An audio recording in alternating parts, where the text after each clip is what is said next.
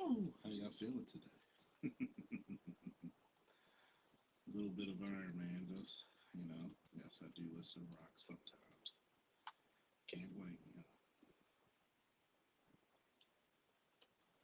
What's up? We got AL, we got Mel Logic, we got Angry Black Man, we got Electrician, AB Media. How y'all feeling? Man, Dr. T had a banger today, didn't he? He had a banger.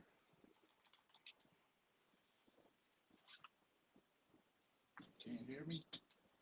Oh man, what the hell's going on, man?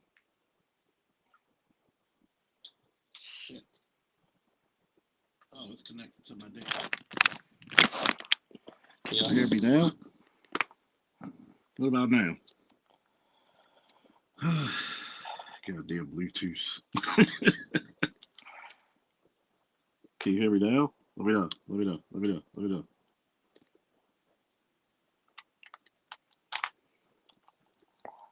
Oh shit.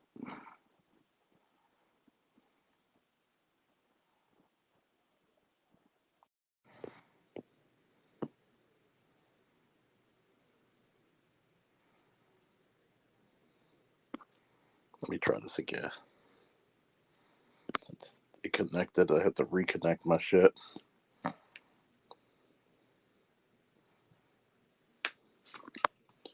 Give me 1 second. Let me see. Connect.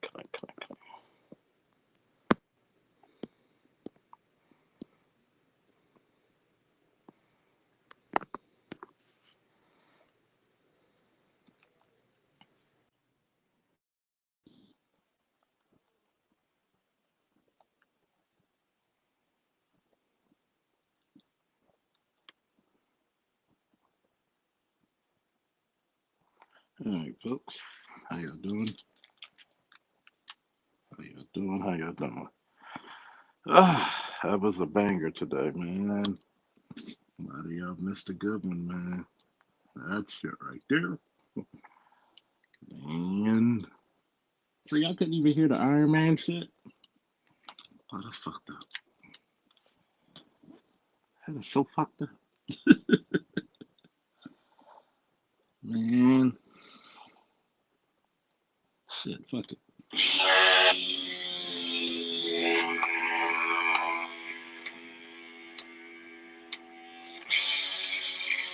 We're gonna have an open topic. We're gonna talk about various things that happen.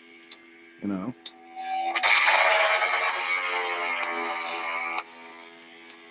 Yes, I listen to rock sometimes.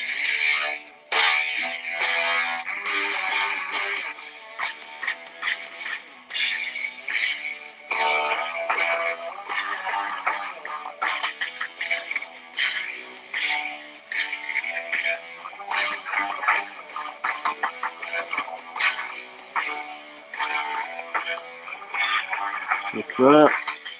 Detroit in the house.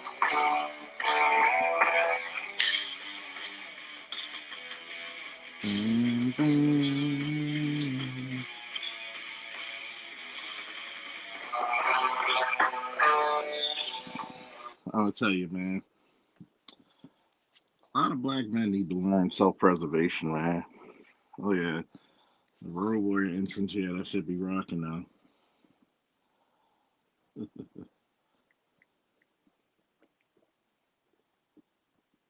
Uh, what a rush, right? See, that's the damn shame about being an '80s kid, man. He grew up with this shit. Legion of Doom theme. Yep. Legion of Doom theme. Yep. Here we go.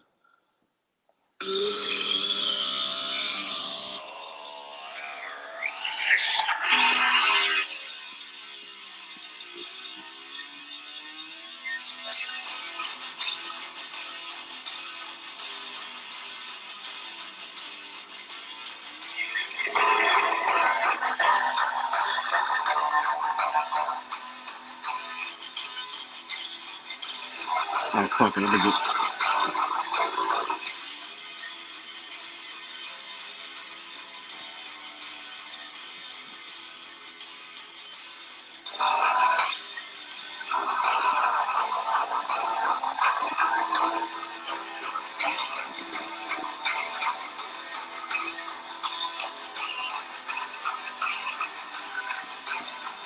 They probably gonna fucking strike me anyway, so might as well do this.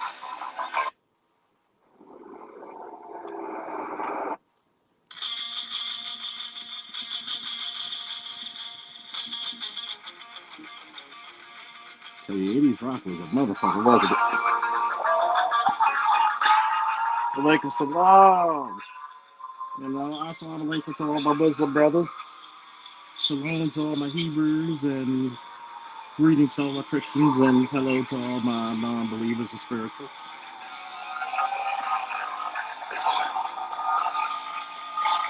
Yeah, let's get it. For all you guys who never grew up in the 80s, sucks to be you.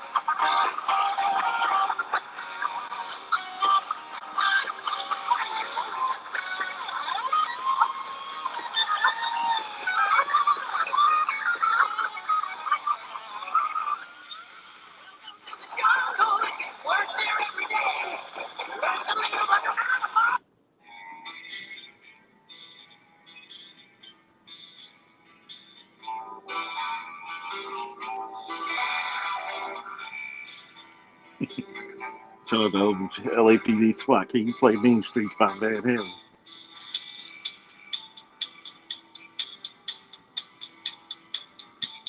Let's go.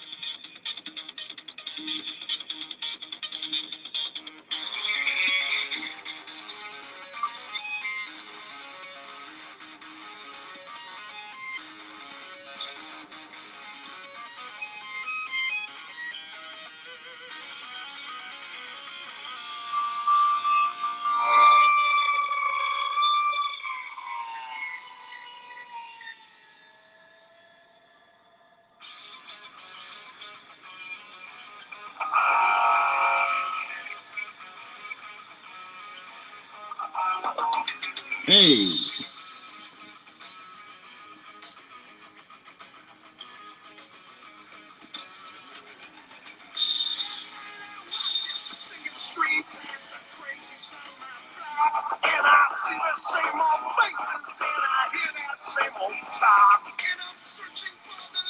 You remember that 80s, early 90s rock was a motherfucker, boy.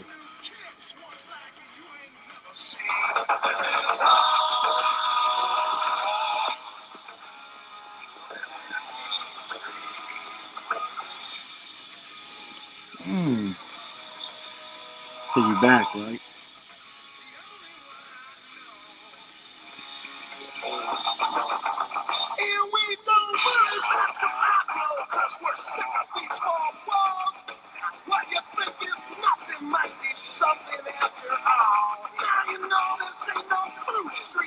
My man say it's a rock rally up the family with a pocket full of shells. Huh?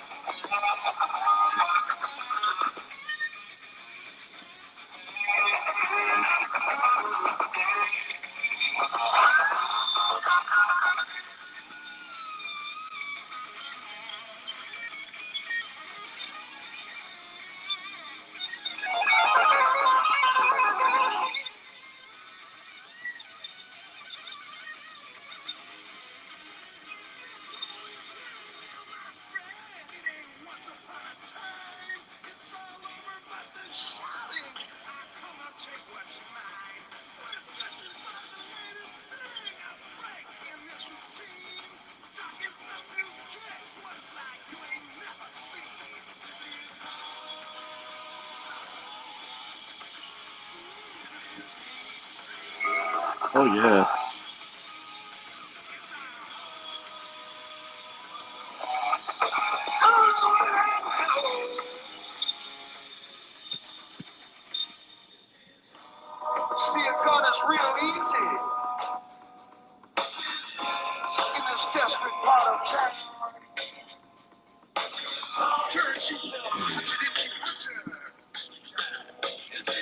I love the Main Street folks. How y'all doing in the chat? Y'all enjoy the music?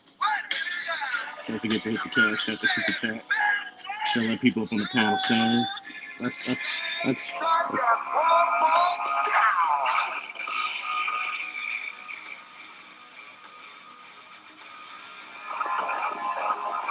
oh, here we go. Smooth it out with the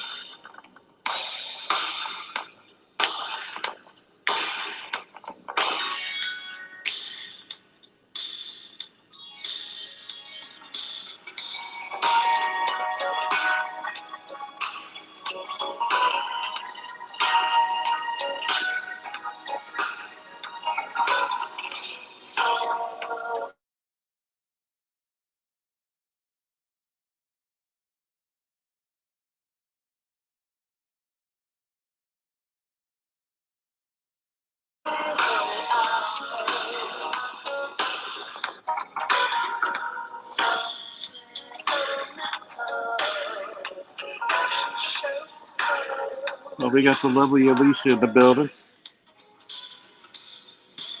How you doing, love? There's something about that 70s, 80s rock, black rock, funk, entwinement. Like, God, man, Rick James do not get the credit he really deserves. This man literally saves music. Okay?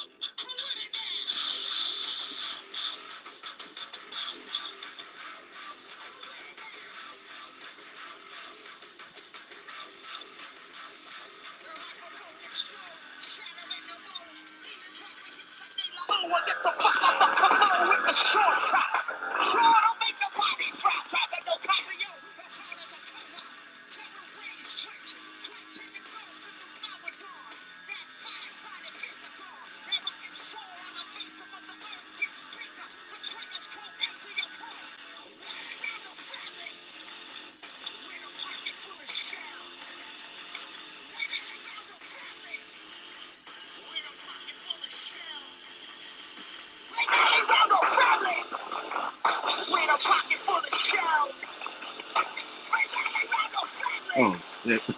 This shit takes me back. Especially shout out to my boy Eric, man. The original rock man.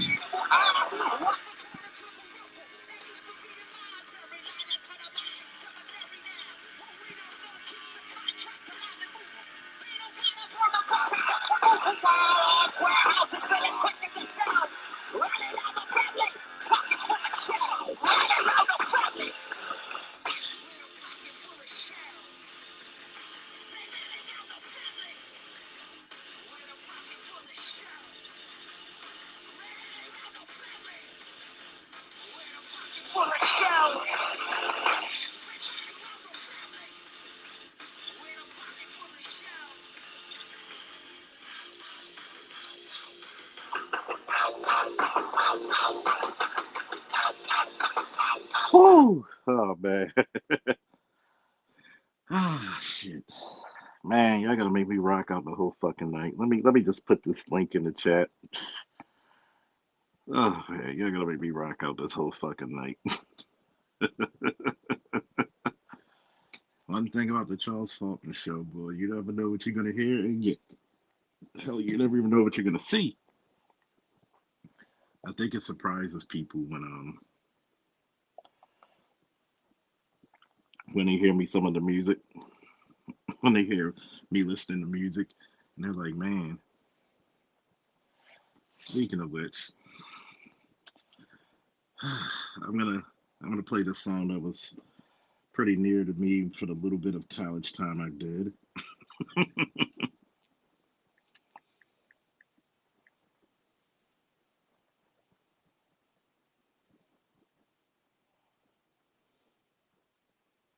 Oh man, this shit gives me back memories. When the folk was the folk.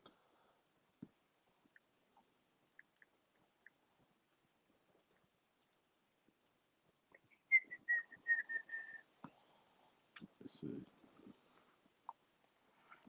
Uh,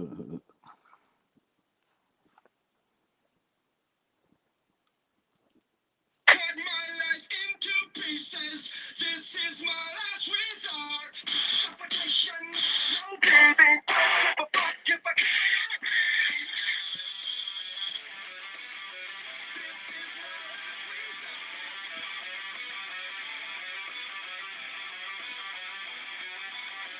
Cut my life into pieces. I reach my last resort. Suffocation. What's up, Mr. Meat? Give a fuck if I cut my yard bleeding. Do you even care if I die bleeding? Would it be wrong? Would it be right?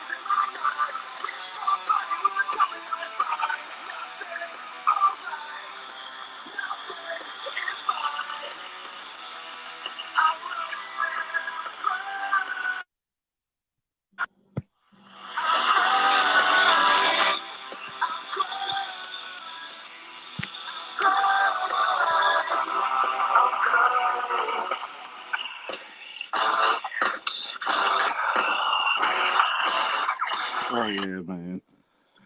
Whew, we got A.L. Evans, Oh yeah. the original mother trucker. Uh-huh. We got Naima up here. East Africa's best, right? I'm just. Oh, sorry, Oh, sorry, El. Eldest first. See, we got A.L. everybody's number one mother trucker. We got Mr. Meach, another trucker out there. Y'all better be safe. These roads are getting icy out there, boy. Oh Oh man. man, you want to talk about some shit right now? Just to see my shit right now. Where I'm at, it was snowing last week, and the last couple of days it was sleeting. There was Oh, rain and there was sleet, so we got to so the worry last about. couple, wait a minute, the last couple of days you were skeeting. Damn. Just say you stopped. Good, Yeah, you that can too. say. Actually, I was thinking more Key and Peele sketch about Black Ice. Oh, black eyes. Oh man. I always thought there was racial implications to somebody saying black ice. I never understood that until I looked at it and realized, oh, now that makes sense. Yeah, that's like ice you don't see till it's too late. Yep. Like getting mugged. Wait, shit for that motherfucker. Like getting Motherfucker, you ain't mugged. seen that. Oh yeah, we got to my Panther. We got Tiger to my Panther. Oh, Dr. Dumbo. Oh man, Dr. Dumbo. We got to link up and get some cigars. Oh, Hey Panthro, I just want to come and say, man, I drove past there coming to see my pops, man. I was thinking about Loch Raven, and I was thinking in the new year we got to meet up. I miss Loch Raven. oh yeah, me too. Your dad is so freaking cool, man. Like I got a chance to meet the controversial counselor and Dr. Dunbar's dad. Interesting conversations, good times. Dad didn't want to go, did he? Oh man, Dad had a good old time. How you been, man? We got the angry black man, another fellow Baltimorean. How you doing, bro?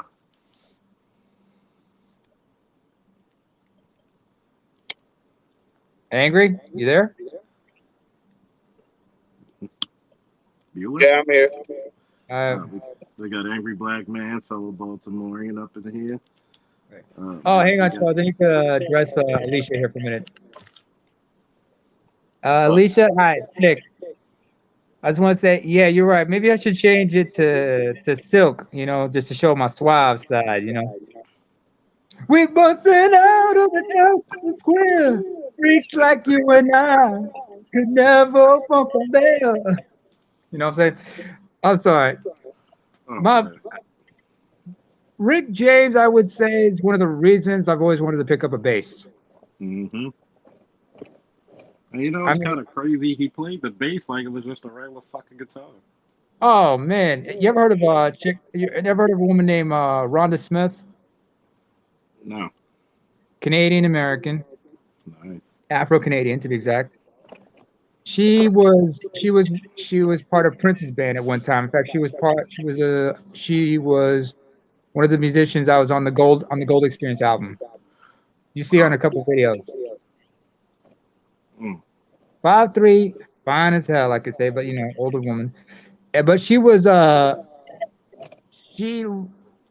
mentored by what's his name? Eddie Graham. mm.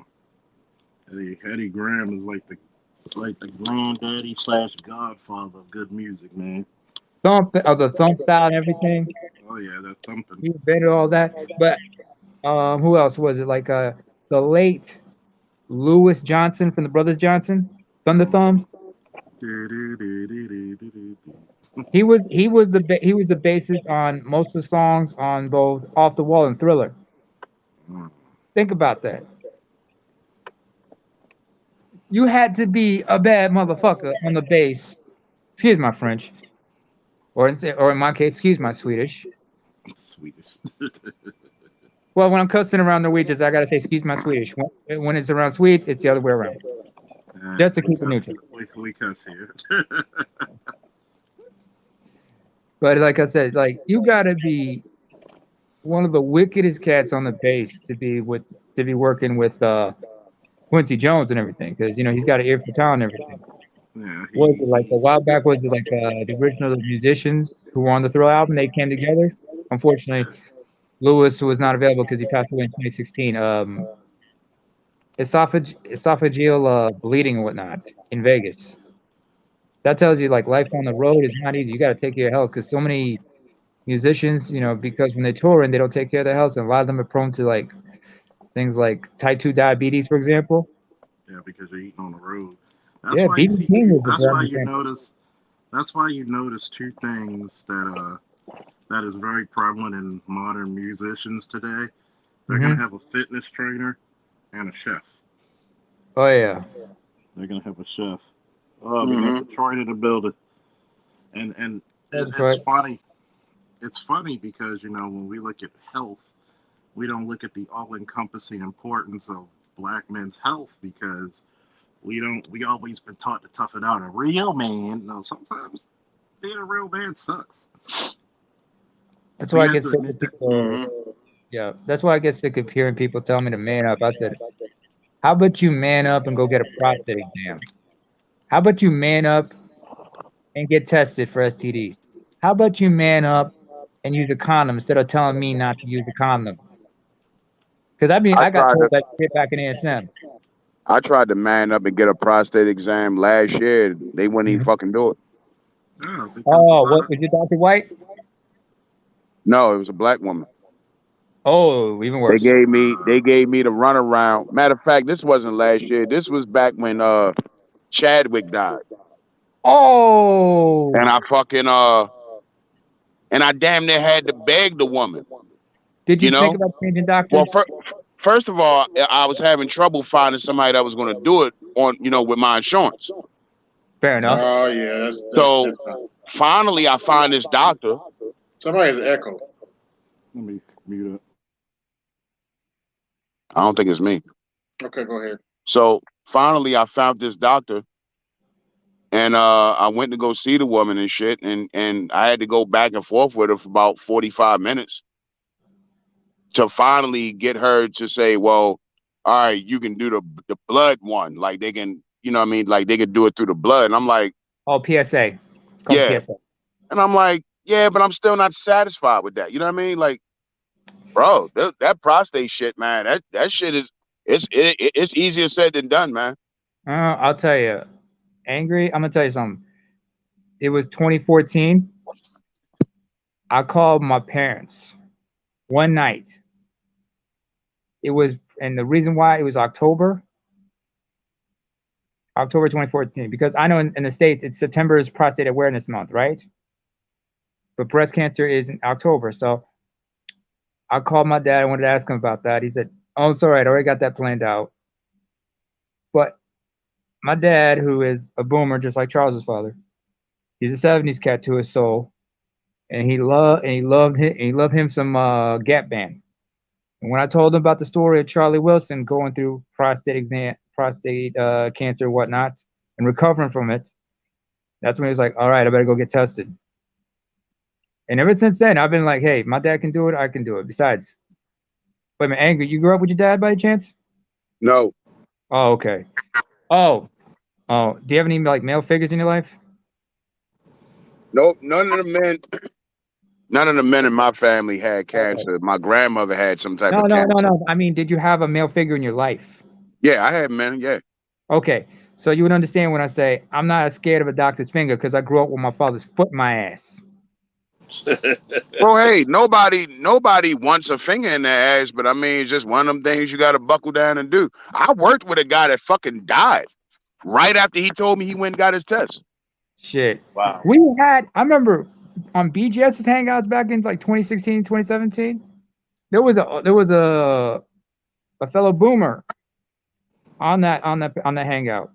Based in DC, somebody haven't got I've always wondered what happened to him. He told us about his ordeal going through treatment for prostate cancer.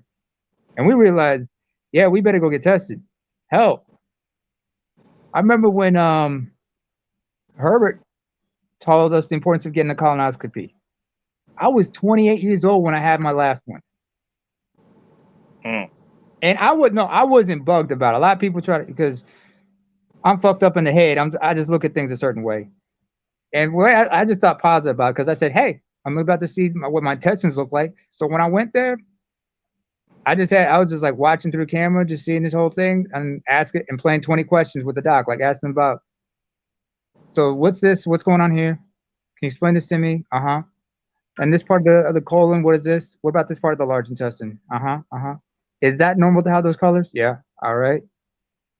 And it was there was a couple times where like when the camera would jab you in the stomach in the in the intestines or something like that, or puff up air, just like make you uncomfortable, but nothing too traumatic. I had a when I was young and I was still on my mother's insurance. Uh-huh. I went to go see this chic doctor, and he told me, because he asked me how old I was. It just so happened it was my birthday. I think I was like 22 or some shit. Right. And he said, hey man, when you turn 30, start getting prostate exams. Now this is what the chic doctor said. So I got to a certain age that I wasn't on my mother's insurance no more, and I had my own insurance. Shout out to F And Holiday for the Cash App support. Uh-huh. Always faithful. F Holiday. Whoo, continue, folks. and every time I would try to get a test done by doctors, they always would bullshit me around. I remember one doctor flat out told me, he said, "Nah, man, you ain't 50. You don't need one." You know what's funny? I think black men should actually look into their health earlier because we're so susceptible because nobody goes through the level of stress that we do. Absolutely. And there's a lot of health in hereditary, shit that goes around, and we don't even know. And here's the shameful part: is when you have a lot of these broken homes. A lot of kids grow up not knowing who their father or their grandmother are. Their grandfather and their father. So now you don't even know the history of your Right. family's Genetic. That's why, and a lot of people are like reluctant to do the genetic screening because they're scared. Like, what if that DNA sample is going to be handed over to law enforcement or some shit like that? I mean, There's been a couple of the like some companies who do like ancestry.com and such or ancestry DNA. Supposedly, a couple of them have been like cooperating with law enforcement, some shit like that, which is a violation of confidentiality. Which is a violation of HIPAA. A Hippocratic oath, yes. Yeah, you can't do that. Even it's one thing if I go to a judge and get a subpoena or get a warrant for your DNA. Mm-hmm. That's one thing if I do that because now, I have to go through so many protocols because there are certain things people can't come. I don't care what nobody says. Let's say if you had HIV, but it's like Magic Johnson levels, like non-existent, damn near. People that shit affected people's jobs. People didn't want to work with you, even though they couldn't catch it. They treated you like you got the goddamn heebie-jeebies. And even though that if you do your research, you're actually more dangerous to them than anybody else. Actually, I know somebody with full blown AIDS. Yeah. How long they had? That's a goddamn struggle. Yeah, he's had full blown AIDS for like 20 some odd years. Is he on ARVs? I have no idea. I didn't ask him all that. Oh, okay. Because he's a walking goddamn miracle. Yeah. 20 years. Well, it depends on the strain and how compatible it is. It depends on the strain in itself because the RNA sequence of that particular strain and how it's compatible with his DNA may affect how long it takes to like have full blown AIDS and how long it takes to degrade his body. There's people who have like a certain strain and it just doesn't affect them to that extent, but they still have it. But that depends on the person and whatnot. Yeah. And that's why when it comes to like antiretrovirals, you got to find the right combination for that particular individual. I mean, that's why back in the day, people were taking like a huge cocktail of drugs, some to counteract the side effects of other drugs and whatnot, until they were like, wait a minute. I noticed something. Yeah. We're not even talking about the gynocracy. We're talking about men's health. Oops. No. Are we? Oh shit. Wow. Wait, What's up, wait, Bert? Charles. We haven't mentioned a black woman once. How Well, I what? was That's going to not ask supposed you to what Dr. happen. Well, I was going to ask you what Dr. Johnson talked about tonight. Oh yeah, Dr. Johnson talked about how a lot of men were victims of domestic violence and proxy due to like listening to women, because of the Blueface incident that happened in Baltimore with Roxy's dad. God damn it! Why does it have to be Baltimore chicks, man? Uh-huh. What's up, Bert? How's I'm not Iowa, much- Bert? But the silver lining is that was a beautiful punch. I didn't even see the punch go out. You could tell he just laid him out. That was like He some didn't. JB. Yeah, that was some JB. I got exclusive footage of that punch, right? Oh, You know I really? gotta give. I gotta give you the exclusive. All right, y'all ready for this? This is some exclusive shit straight from Officer Panthro. All right, 1, 2, 3. Give me a woo. Everybody in the chat. Woo! Whoa, whoa, whoa, whoa, whoa, Here's the whoa. exclusive footage of that punch. Yeah. They can say, ah, you kick. He I don't tried. know. Boom! Oh, We, They'll we know, stand here. Panther. My favorite is that Baltimore police officer knocking that sister out. Oh, you talking about Detective Terry Love? Oh shit. wait. His last name is Love. Yeah. Sharp brother too, man. He one of them classic. I mean, he's so sharp. He make Kevin had to tip his hat to him, man. Because you got to realize, Mm. touchdown. God damn, that was beautiful. Oh man. What made it funny, right? Uh-huh. You be up here Friday. That's what's up. I'm off Friday. I'll get the cognac and cigars ready Friday. Um, what makes it funny Hmm. is that Terry is one of those, pretty boy. He's a pretty boy. Nothing wrong being a pretty boy, but if you had to describe him, pretty boy. All Smooth, right. sharp brother, a great detective, very astute in his profession. But like any good detective or officer, you're gonna back up your boy. And I didn't see any damn thing wrong. Detective Love did.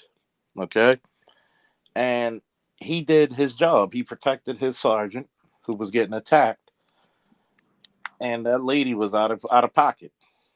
And I'm tired of people, letting people get away with just fuckery, man. And it's sad. I mean, self preservation needs to make a comeback because if you actually pay attention to that, she was belligerent. I don't know if she was drunk. I think it was mental issues on top of that. But man, it's disturbing. We talking about Blueface at the moment. Oh, I'm just curious. No, I was talking about the detective who dropped this lady who was attacking their sergeant. But Blueface incident. This is the reason why a lot of guys who have daughters, especially if they have nothing but daughters, are some of the biggest simps. Mm-mm. I'm not You one. I about tell your I tell her to say fuck that shit.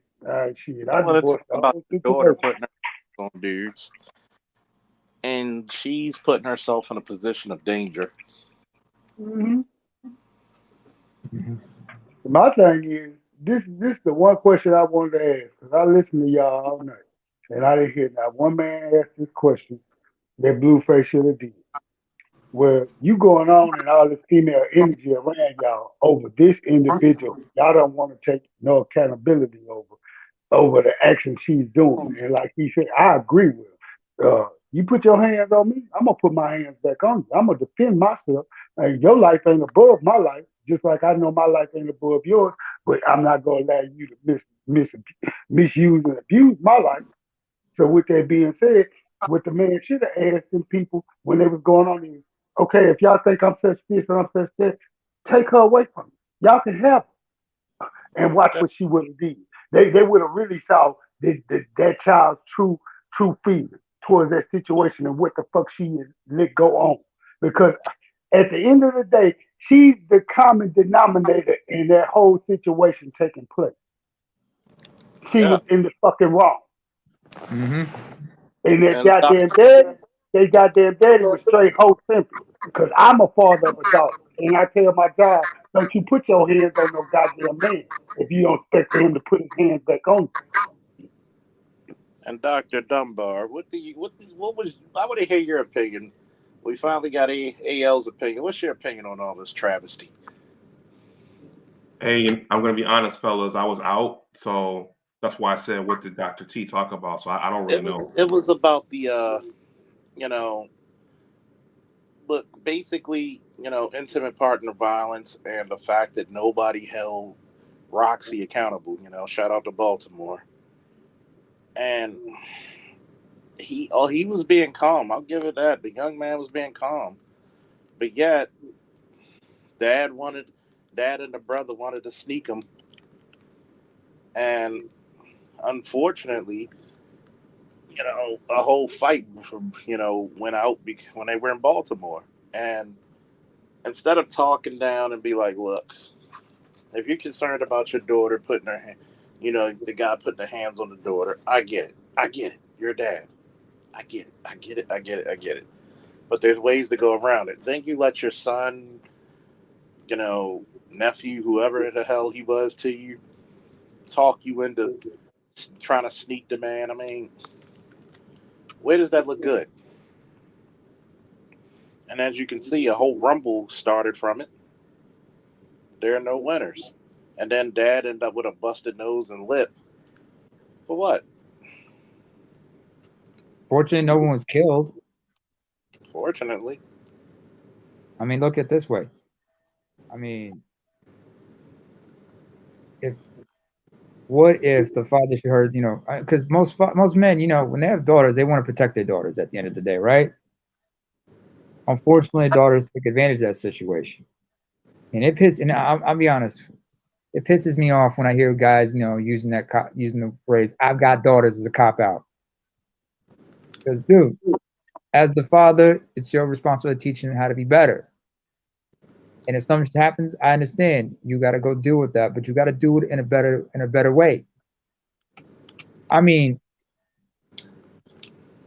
I remember it was in an interview Whitney Houston did when she talked about her marriage ending with Bobby Brown, and they asked her, "Did he ever hit you or anything like that?" She just looked at him and she answered and said, "I've got 3 brothers."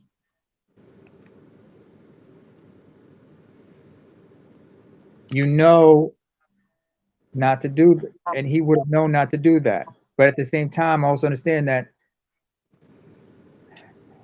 thing that Chris Rock used to say about women when they try to do something or test you, it's because it's about distance and irritation.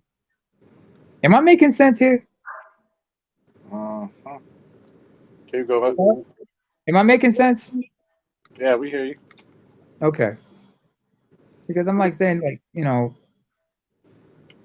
then when a girl cries, our emotions get in the way of clear thinking. But some guys are just looking for but sometimes some guys are just looking for an excuse just to want to hurt somebody, beat up on another boy. Like fathers, they wouldn't put their hands on that boy, let them know, I told you what's going to happen. Hey, Nigga, I what got done. Nigga, I got daughters. Fucking cop out. Wait, put it back up. Put it back up, please. That's basically, give me a second. That's basically what it boils down to. Is like you want the excuse of having daughters, but nobody ever wants to train them to be, civil. He didn't train them. It was them other hyenas that was training them. When Shit, you I gotta tell you, realize all them hyenas and only 2 men was in that group. So that let you know who was running that goddamn circle. It wasn't me. Those were they bona fide little punk ass bully guards, bulldogs that would go send out there. And that's what they did. They tried. That was some straight up horse shit. I'm gonna try to explain this once again. Baltimore women are different, very much so.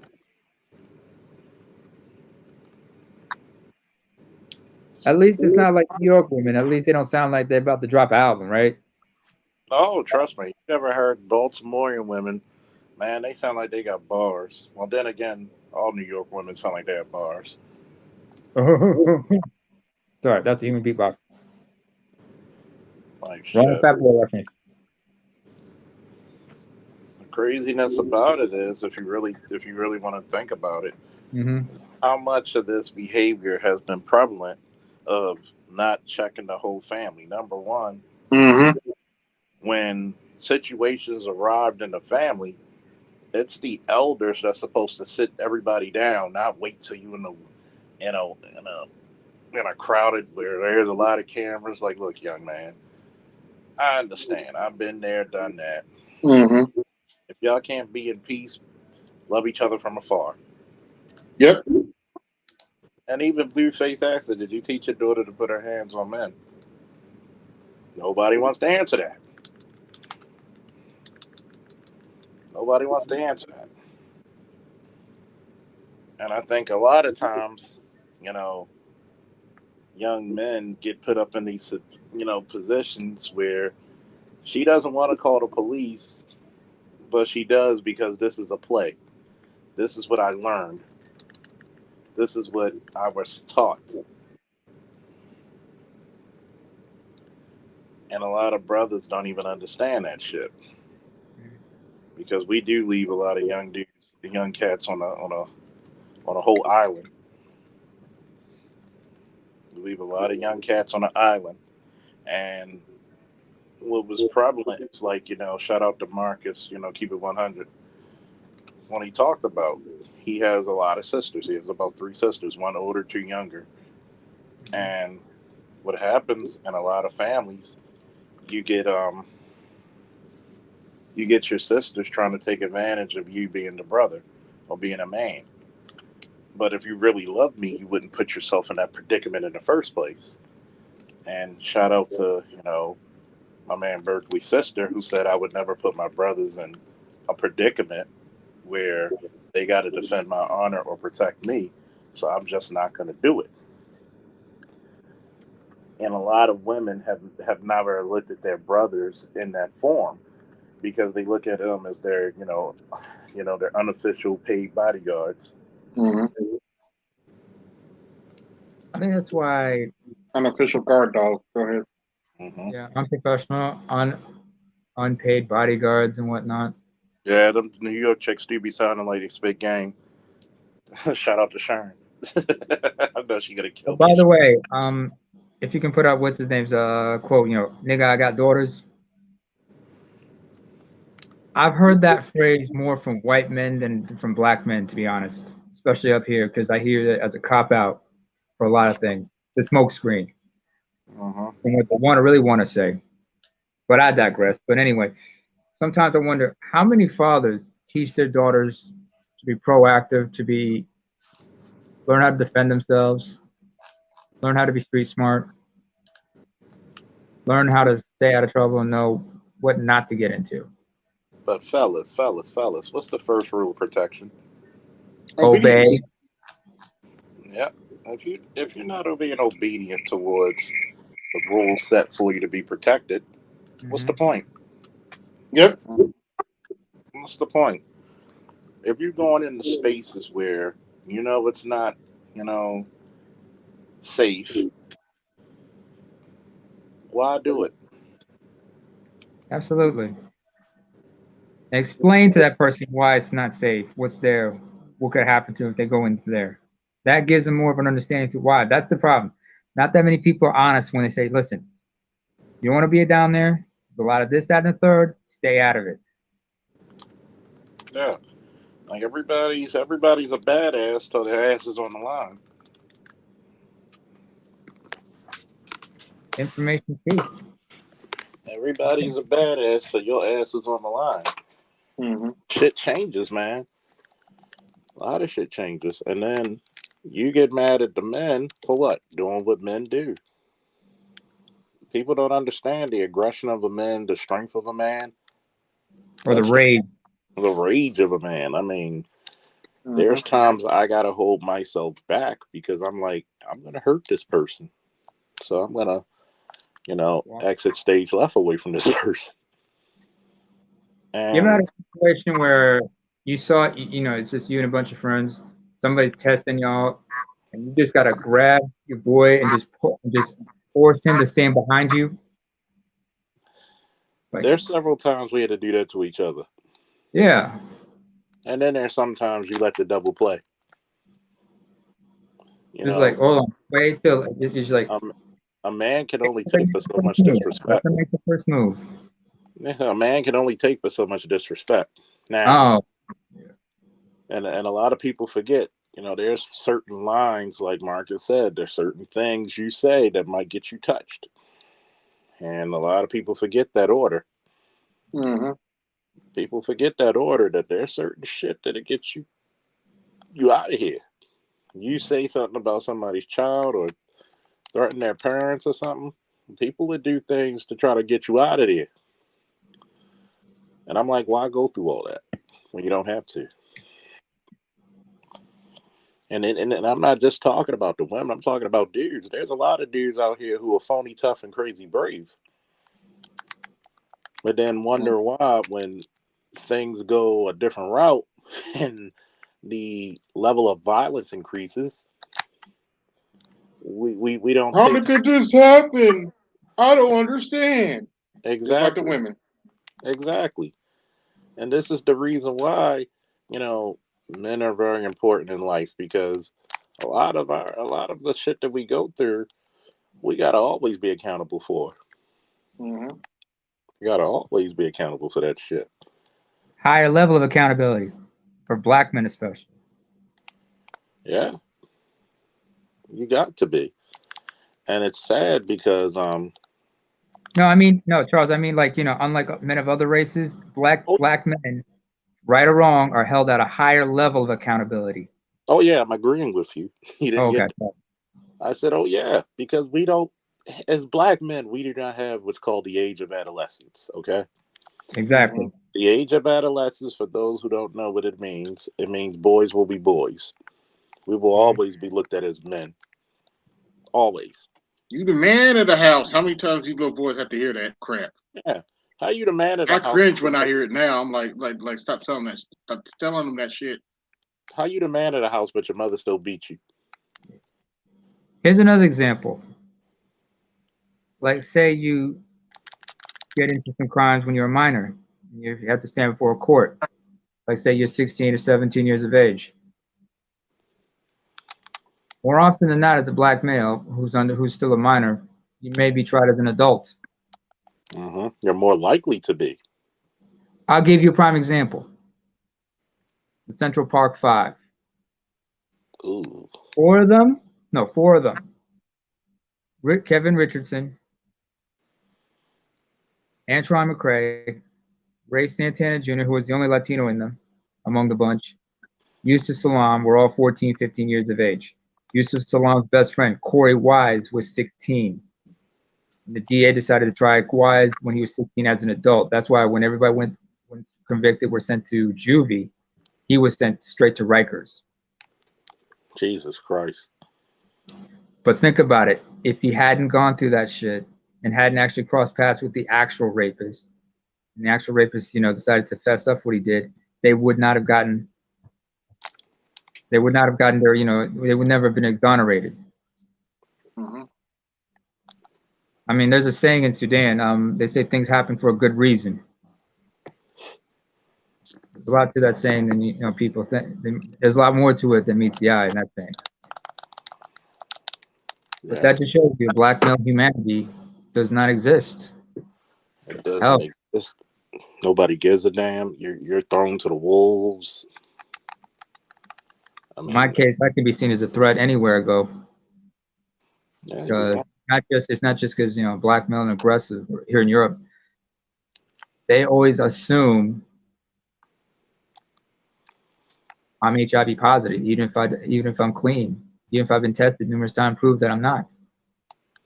you know how many of their asses have fucking got diseases over there, You have no idea, but they would have chose the black guys.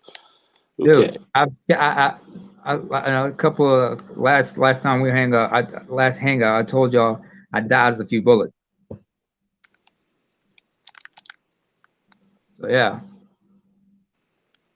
always get tested before you get involved with somebody. That's something I learned back in my native Eritrea. Mm-hmm. HIV/AIDS is no fucking joke, but then again, a lot of other diseases ain't no fun either. Yeah. It's amazing how we bring it all full circle back to men's health when you think about it, this conversation. Speaking of men's health, it definitely make sure she gets tested. Just saw a video from O'Shea. All I gotta say is and I'll send it to you, Charles. Mm-hmm. Glorilla's one nasty bitch. Oh, the whole poop stain shit. Yeah. Literally. What the hell does she say she does to hide it? She wears like black panties. She's afraid to wear white panties because of the shit stains. I'm like, okay, yeah. Hey, Yeah. I'm out of the loop here. So What else? What do you want me to say about sorry. that? There's nothing I can say about that could justify that shit. No. Yeah. All right. Go ahead, Okay. Dr. Dunbar. no, I was gonna say I'm out of the loop. I'm so far out of the loop. What I seen her name in the headlines. Someone tell me what's going on with her, and then I gotta drop off. What's going on with Okay. Go ahead, AB. Gorilla's this new rapper that came out with that new song that's out called F Negro Free. Yeah. That's her, and she said all kinds of nasty stuff. Like she said she likes let me use a technical term, sperm in her food. Yikes. So excuse my French, she's a nasty female dog and heat. I'm just like, what do you want me to do? It's like I can't justify that. You know, that's the kind of chick you like. Stay away from me. I don't want to be around you. Like, you nasty. Like, but yeah, they don't want you to call them nasty. They don't want you to call them anything. And this is, believe it or not, I'm only 40. Okay, so is naming. Be joining you next month. And I'm just wondering, like, growing up, you never caught women in such a nasty state. No. It's rare that you mean like there are those who are into those weird fetishes and whatnot. I've had to unfortunately learn about those things in order to like be aware of this shit. Mm-hmm. Excuse me for using the word shit, but being aware of all this thick stuff, but being aware of it makes me more aware of what versions some people could be into. Not that I'm down with it. I'm just like, yeah, I understand what LAP SWAT for the donation. Trayvon Martin stalked by an adult as a minor, but seen as a menacing adult in photos. Get the point taken. Amir Rice back in Ohio when he was 12. Oh my gosh, that video still anchors me to this day. I think one day I'm gonna just look at the whole video and do a play-by-play of what could have been done and what probably should have been done. Well, Tamir Rice. Yeah.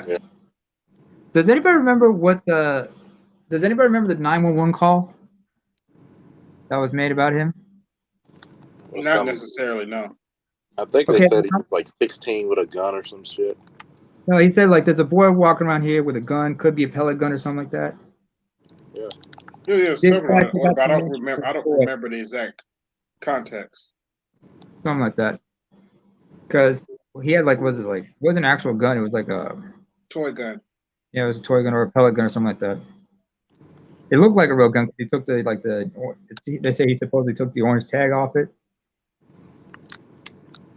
And I'm like, what is he doing out of school? Where's his parents? Oh, this is during the school day? I didn't know that. Yeah. Long as the food stamps and the rent vouchers come, the mother could care less. Say that again. Good man. Well, that goes back to what you pointed out what was really going on with Freddie Gray. Yeah. His mother didn't give a damn about him. She was probably most likely one of his best customers. Wow. And then they give what? $6 to $10 million to a damn crackhead. Now, I thought they took that back though. I thought they reneged that. I don't know if they reneged it. If you can find out the information, please let me know. Because how you gonna this is how you knew the government was becoming weak. Why are you gonna give money to people that you don't even know what's going on? Well, we should know the government's they trying to prop up Megan Thee Stallion. Excuse me, Oh, Megan the Dude Horse. you talk about making the goddamn the lion horse? Yes.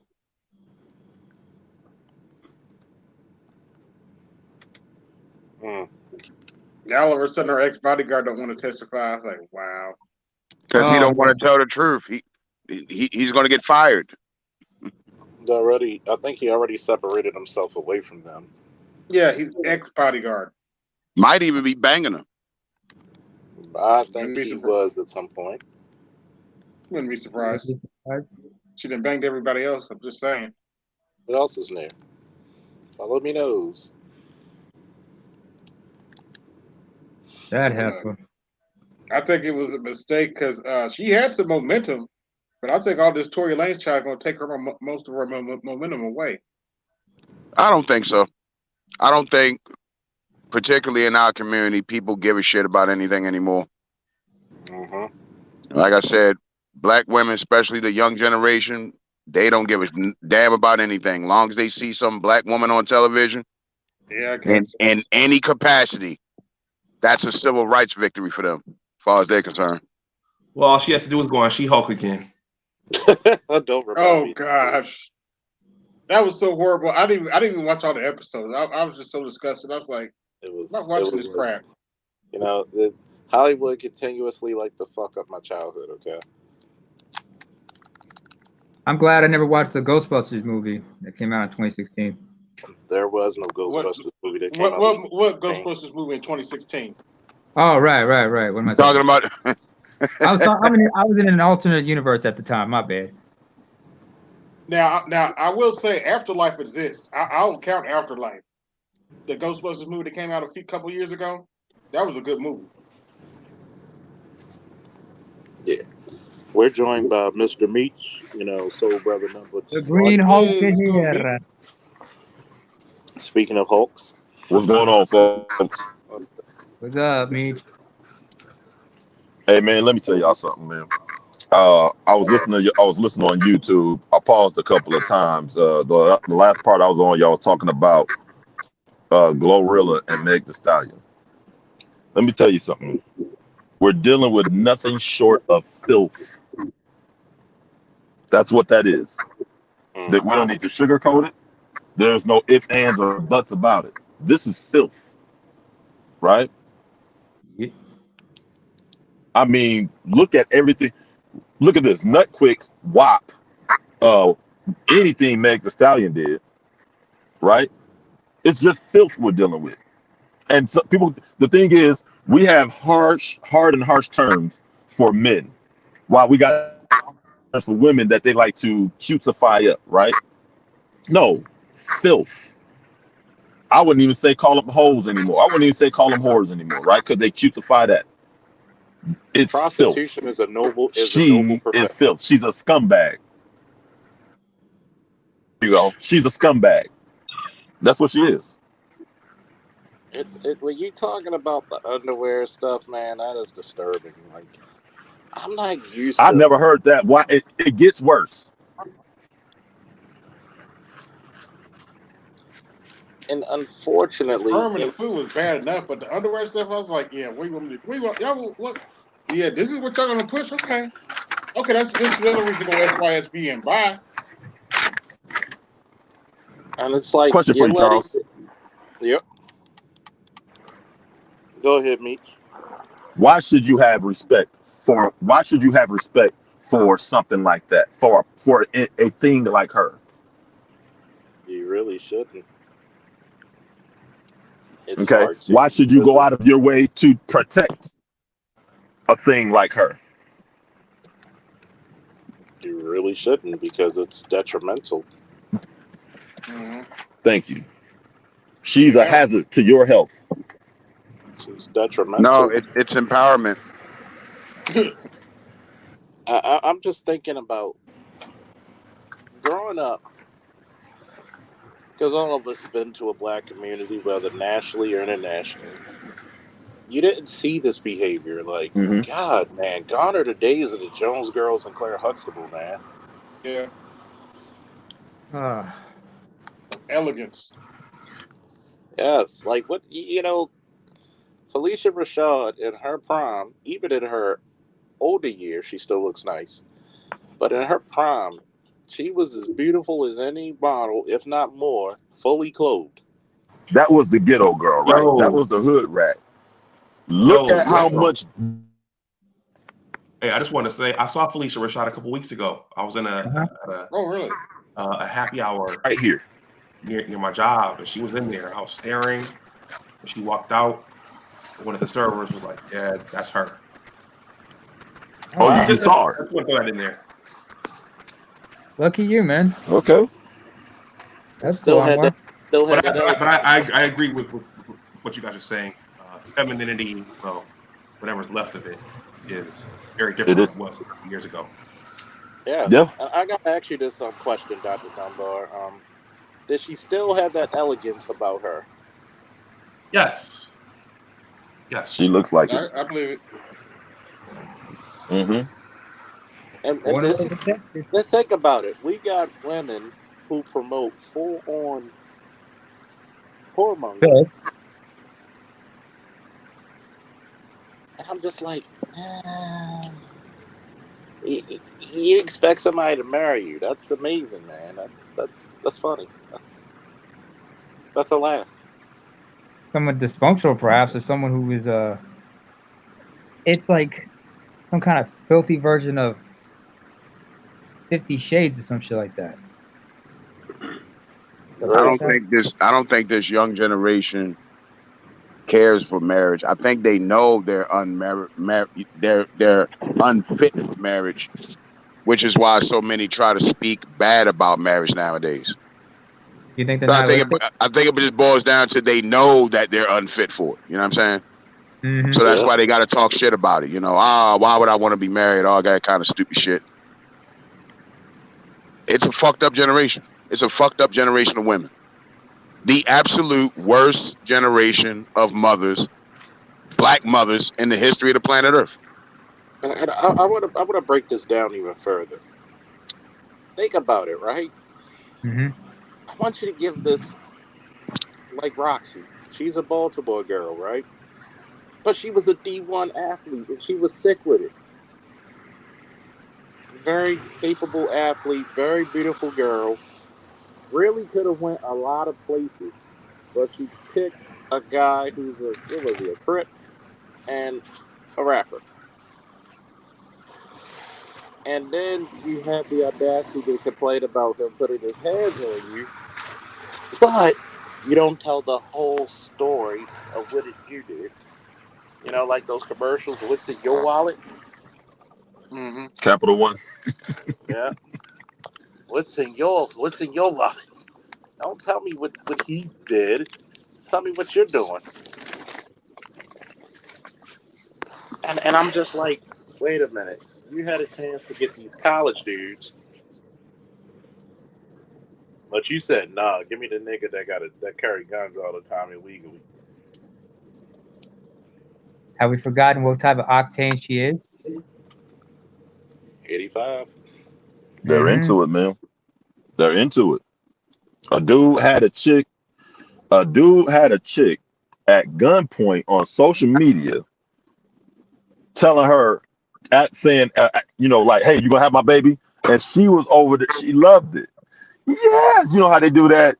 Like it. They like to pretend like they don't like it, but they do like it thing, Mm-hmm. right? Yes. Okay. You play too much. That's exciting to them. Hey, But man, it is what it is. stability is boring for women. Yep. But yet, what did you build? What did you build? I build a fence for you to stay the fuck away from me. That's what I And you know did. what our answer should be when they ask us, "What did you build?" Nothing for you because you just gonna tear it down. Yeah, like Good answer. Gladly tear it down too. Yeah. Oh, uh, she would. She'd probably give the enemy either blueprints. Tear it down and then have sex on top of it. I mean, I the just only hope she time. doesn't. I just hope she doesn't kill my vibe by playing "Tear Down These Walls" by Billy Ocean. One of my favorite songs of all time. Or you're gonna be like, one of them nights, one of them nights that I'm gonna have to get bailed out. You know, Hey Oh man. man. I've told people like when people give you warnings about certain certain lady friends and gentlemen callers, Hmm. Yeah. listen to those motherfuckers, please. Yes, indeed. And and I Listen and to I him. and I tell people, I said I've never had trouble getting women, but I'll say this the least.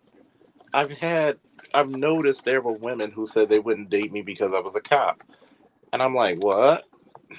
I said, God damn, you know what? You did me a favor, Shorty. I had to shake your hand. He's There you like, go. well, I would you saved me a lot of heartache. As pretty as you are, I know you ain't shit. There you go.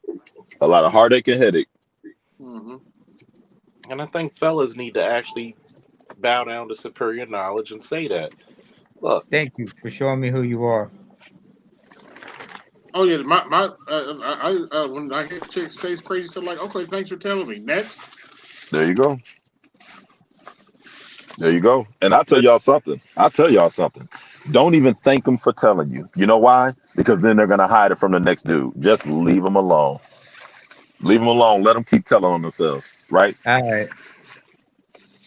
like one chick told me she liked to fight and argue. And I was like, Mm, damn, put that on the back of my neck. Spider sense is tingling. there you go. Next. I like This, to fight and argue. Well, you'll fight and argue with yourself. You I better like go to to the mirror and have a shadow boxing session. Talk to yourself about that. I like to fight and argue. Why? Mm, because I'm unhappy with myself. That's why. I'm unhappy with myself as a person. You That's never why. you never hear a girl that be like, you know what? When I get mad, I like to suck dick and have sex with my man. Right. Never hear them Right. say. Right. Never hear them say Right. that. Like Ex- like when I get mad, I like to fix pies and good food for my man. no, they ain't gonna do that. Mm-mm. When they get mad, they would like to drag you into it. They got to Black make you Right. do something too. black That's why women they do don't bake. stupid shit like That's why they do stupid shit like have a dream you cheated on them and then wake up and hit you. The Yeah. fuck is kind of goofy shit is that? But Who you the cheat. fuck is Keisha? Who is Keisha? I'm gonna go back to sleep and find out Bitch, where the bitch lives at. bitch, you tell me who Keisha is, bitch. Fuck wrong with you? Who is Keisha? Shit. The fuck you had the dream about her Like shit. my man Berkeley said, they be outing themselves online. You know what, Of course Bert? they do. You know what, Thank you, Bert? Mr. The Todd. realest shit ever. Because yo, a lot of y'all don't know Berkeley's one of my other Padawans who became a Jedi Knight, and Okay. he's living in Congratulations. Iowa. He's living in Iowa with his girlfriend, and you know, he made a decision where he wanted to live out Iowa permanently, and his Des Moines I, or Davenport? I don't know what part you in, Bert. I just left And, there. and it's funny because he's in an interracial relationship, Uh and huh. there's men in Baltimore who be like, "Why are you with her?" Nobody ever says, "Why am I with her?" and how she treats me. Nope. Nobody ever says that. They don't care. They don't care. They don't care why he's with her, really. If you want to know, they don't care why. That question They really means just this: want to argue. why aren't you with a black woman? That's really what that means. Why are That, you not with a black woman where you need to be? And not, hey, they don't really want to know your reasons. It's more like a How parent's dare asking how that dare kid, why you? you got the refrigerator open? Why How you got that dare damn you? refrigerator open? Right? How dare you? That's what it is. That's what it It's is. How it's dare al- you? it's how, almost as if many You're their many property. people think that it's ownership almost. No, that's exactly what it is. You Not even know, almost. That's fuck how exactly what it somebody is. treats me. fuck my personal experiences. It's you should be with a black woman and put up with. We black men, and we do a lot of that shit. We put up with. Nigga, get Put up. your ass back on that plantation. So Gorilla is just walking around with boo boo with between Yeah, her. come on. That's nasty. Yeah, shout out to Lionel Player One. Hey, let me ask y'all something. Do you think that lost her or gained her followers? I don't want to know. Nasty ass. I don't even know the answer to that. I don't even know what you're talking about. Y'all already know the answer to that. I don't even know what you're talking about. But if it's stupid shit, then it definitely gained her followers. Oh no. We're talking about shitty draws that she's talking about her having. Then it gained her followers. Hold on a second. I just want to. Okay, thank you, Mr. Todd. Thank you very much. Perfect. Des Moines, Iowa. All right. Anything And stupid. I hate to say it, but the answer to that is probably Des Moines, probably did gain her some followers because some of these heifers don't even teach these chicks how to properly handle their cycle now. I mean, think about this, right? I had my man's who has full custody of his kids. Mhm. His girlfriend, his current girlfriend had to teach his daughter how to properly wipe herself, and the mother never taught her. I mean, Ain't that a damn shame? Ain't that a damn shame? Let me guess, she was a teenager? no, it was she was like a little girl, elementary school age. Even then, you should know how to wipe yourself. I'm just disgusted, man. And man, I'm gonna tell you something. As much as these chicks like to get on here and get on social media and talk about black men hate black women, do you realize that if we hated you, we would stop talking about you altogether? Yeah. Except for the way you interfere with us, right? Yeah. It's You just don't leave us the fuck alone. it's the we love black women. What we don't like is what y'all are doing to yourselves, and Yeah, what you're I doing, get it. and what you're doing to us, and what you're doing to us by proxy as well. These little girls out here. Look, there was, I used to date a school teacher, right? She's a seventh grade school teacher. Her kids confided in her, right? They would come tell her stuff. One of her students one day, a girl, came to her and told her that her mother had sex on a bed with a dude that wasn't her father. A bed that was next to the couch she was sleeping on. Now, seventh grade, you're Oh, 11, 12 years old, right? damn. This is what the mammy's doing. Like what's your man that say call them old mammies? Oh, man. That's old mamas, right? This is what you're dealing with. And people like to act like it's not the case. I have heard some horrible stories about the way mothers treated their daughter, did some horrible shit to their daughters. I mean, And they like to act like you don't. And then when you even speaking out against that, they want you to shut your mouth. I don't get that because I be like, we got the only race of women that are jealous of their daughters. Goddamn shame, man. A goddamn shame. How can you be jealous of your daughters and then say black girl magic? Are they talking about their daughters or are they talking about themselves? They hate them because they're those young. little girls have a chance to be better Yep. than them. Yep. And they hate that because they know once that girl grows up, she's gonna figure out her mom was full of shit, and she's gonna be like, I ain't gonna do what you did. The last thing they want is for their daughter to show her. This is it. For her daughter to prove that all the excuses she used before could have been overcame. If her daughter goes better, if her daughter goes and grows up as a respectable woman, a feminine woman, right? A low body count, gets married young, has kids, stays faithful to her man, right? Does her best to take care of her husband and her children. Well, then, if she did that, what's your excuse, mom? Because you didn't even teach her to do it. Do y'all realize these daughters are better off without the mother's influence? If the mother doesn't teach her anything, she's better off because at least she can learn a couple of good things from other women. Here's my question, H. Gentlemen? Oh, go ahead. Yes. Yeah, I'm gonna say this, and I'm really gonna drop off. I gotta lay down. I think, from what I'm seeing, I think women in this case, our women just look at children differently. Um, I've met recently, well, in the last half a year, several moms, single moms, yeah, single moms. When I tell them that I don't have any children, they say, "Oh, you're doing good. Oh, you're good. You don't have to worry Mhm. about anything. You don't have to pay for anything." I think I'm starting to see that they don't see children in terms of legacy and creating a new Mm-hmm. generation. They see them as a bit of a No. burden. Yep. Yeah. So That is it's what it is. I'm it's gonna very I'm it's gonna very tell you strange. I'm I gonna don't tell have you any kids either. I got you.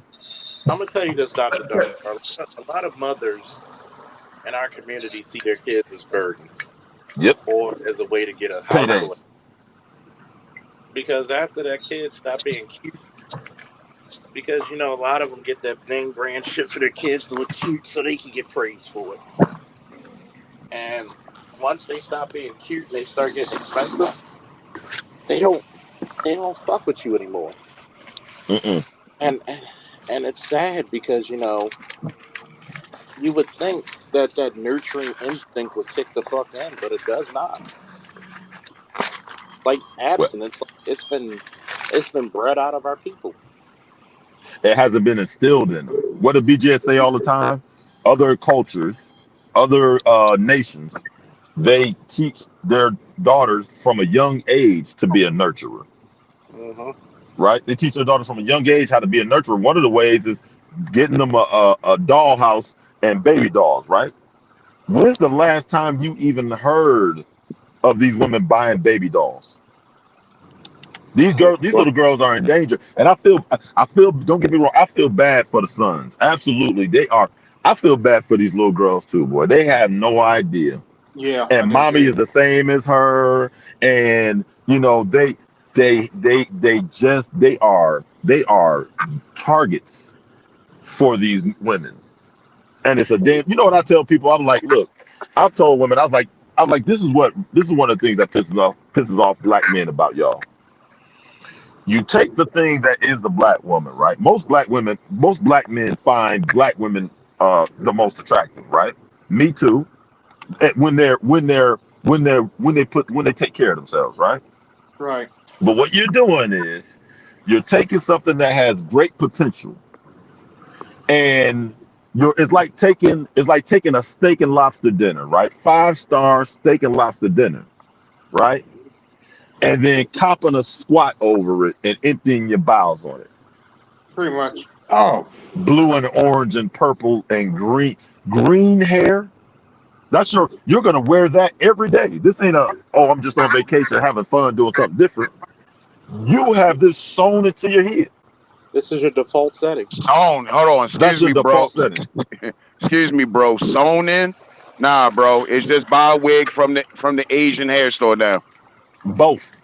So sew-ins is at least takes money and somebody with some skill to go do it. You know what I mean? These chicks, they just buying wigs now, bro. And then And here's the and sad then part put a about it. bonnet over it. Here's the sad part about it.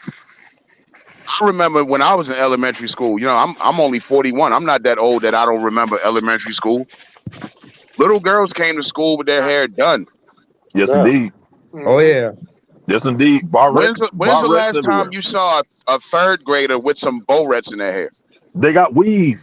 They got weave and wig. They look. They These are chicks making are these putting weave 6-year-old in girls their daughter's self-conscious. hair now, bro. You're making a 6-year-old girl self-conscious. She's Yeah. 6. What does she have a weave for? And guess I'm gonna what? tell you why. Guess what? That's I'm it. gonna tell Guess you what why. though? Guess what? Real quick. That 6-year-old didn't ask for a weave. The mama wanted her to have a weave. And I'm Yeah. gonna tell you why the mother wanted her to have a weave. Because the mother is too fucking lazy to get Take up care of every hair. morning and brush and comb and do the little girl's hair. Uh huh. When we were kids, mothers got up, because mama had to go to work. So the little girl might have been up at fucking 6 a.m. getting her goddamn hair done ready for school. These mothers today are lazy as hell. They don't even have jobs. Well, let me go ahead and put these extensions in, and that way I don't have to do her hair every fucking morning. That's why they And do it. and the weave don't even match the color or texture of the little girl head. And it's sad because nowadays you look at kids like it's this one place I'll be around. You know, I'm a supervisor for this site. You'll see the Hmm. kids, and everybody knows the Mid Atlantic or the DMV weather right now is brick ass cold. You'll see little kids with their jackets open playing outside 8, 9 o'clock at night. And I'm like, why the fuck are you outside? 9 o'clock at night, Charles. Let me tell you something. Even Back later. back this was back in the summer. I was at the gas station on Emerson Avenue at the 7-Eleven at 3 a.m. I saw kids riding bikes. Like, what the fuck's going on? And that's no lie. 3 a.m. That's a damn shame. It's the worst generation of mothers in the history of the fucking I planet. didn't know there was such thing as being out at 3 a.m. till I was like 17 or 18 years old. Thank you. Well, that's because you from the generation of come in the house when the street lights come on. Damn right. Like, your mother and father put a foot in your ass. If you And you better not have your mother call you. She better not have to yell down the street at you. My Bro, mother, let me my tell y'all father was a something. Marine. I wouldn't dare come in that house late at night. Ooh, Rob, Good because answer. our boots are pretty goddamn big, and we do not mind shoving them up somebody's ass, right? But let me tell y'all something. Out at 3 a.m., bro, I wasn't even awake at 3 a.m. Most of the Except time, on no, I was in the weekends. bed. Except on Why weekends. why would you want to be woke at 3 a.m.? One, nothing on television. I remember TV used to cut off. TV used to go off. You got the bars, You Right, got you got them the red, bars. white, and blue bars and and that shit on the What fucking Paul Mooney, screen. and what that was Paul and that Mooney was used to 11. say, what Paul Mooney used to say, TV had dignity. It went off. There you Yep. go. 11 or 12 at midnight. And this is in the 90s. I'm Mhm. Yeah. 44. I'm 44. And I'm talking about in my teens, not when I was 8, 9 years old. In my teens, TV stopped. Now, I'm cool. I like the setup right now. What I don't have a problem with TV not going off. I have a problem with the lack of control parents exercise over their children. Mm-hmm. Instill some goddamn discipline in you. You literally let your children do whatever the fuck they want to do. When did that even seem like a good idea? When these single mothers took But over. you know what? I'll tell you when it seemed like a good idea. When they realized just letting the children do whatever they want to do meant they could do whatever they want to do. You don't have to And pay attention to them. they got They don't have to be bothered with raising a child. There you go. The They child they just brought they into the just want the world. benefits. They just want they, the tax breaks, the food stamps, the free The medical assistance. attention. That's what they want. but yet Fellas, you're still going to be blamed for the child doing fairly. You know, There you go. not doing what. fellas, Absolutely. I'm just gonna say something It's right a now good if I can. situation for them. When shit go wrong, blame the absent father. And I always wonder, how does the guy that's not there get all the blame? Good Because answer. whoever gets to write the narrative gets to tell the story. Hey, you know Yep. what? I'll tell you how that happens, man. The guy that's not there gets all the blame, the same way Mhm. as the guy who is there gets none of the accolades. Or the benefits. Think not as sports. Look at all these people in sports. Look what Fathers, happened. stepfathers that helped raise them and was on the court with them, was on the field with them, did everything to drive them. But as soon as they get up there and they get drafted, who do they talk about? Their mama. There you go. Think about it. Look what happened to Zion when he got drafted.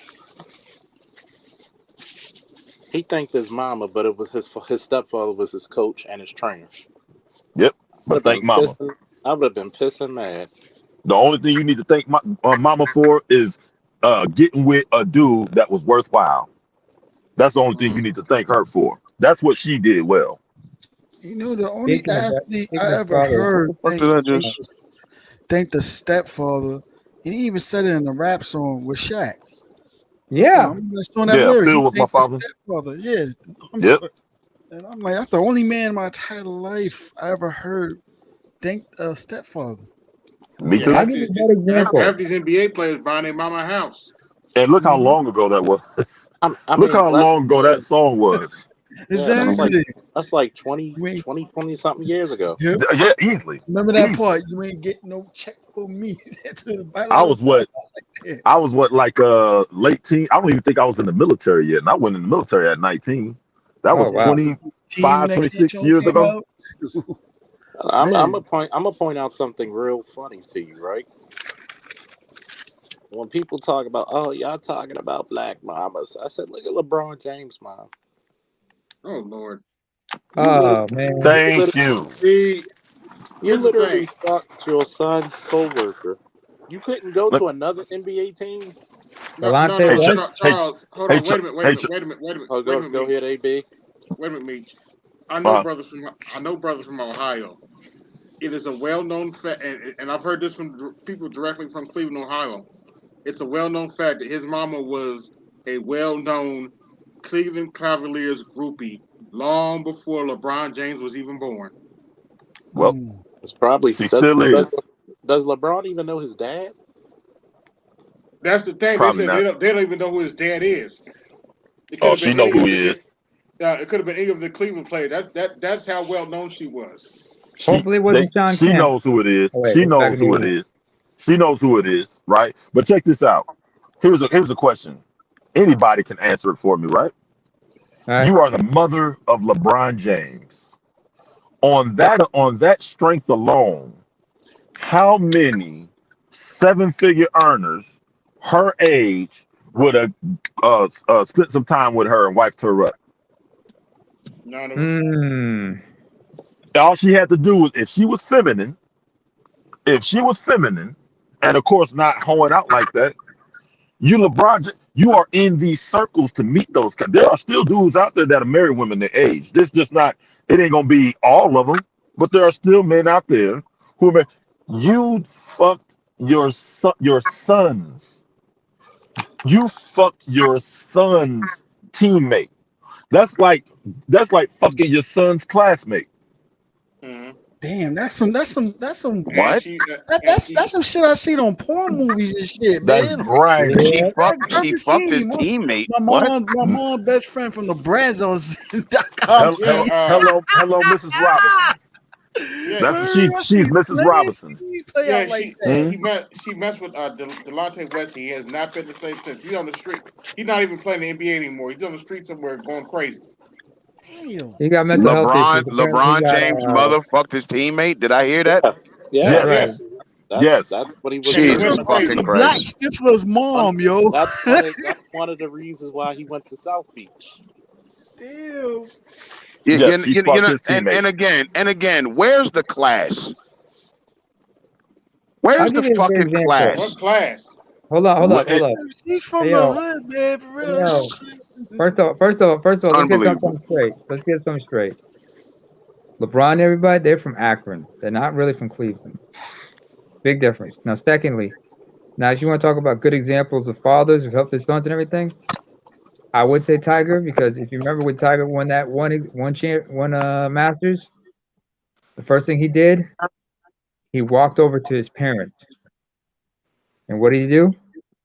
He hugged his father, Earl Wood Sr. The guy that Despite put all the this, clubs in his hand in the first place. well, yeah. there goes one. Well, here's another example. Steph Curry when he got his first MVP, league MVP award,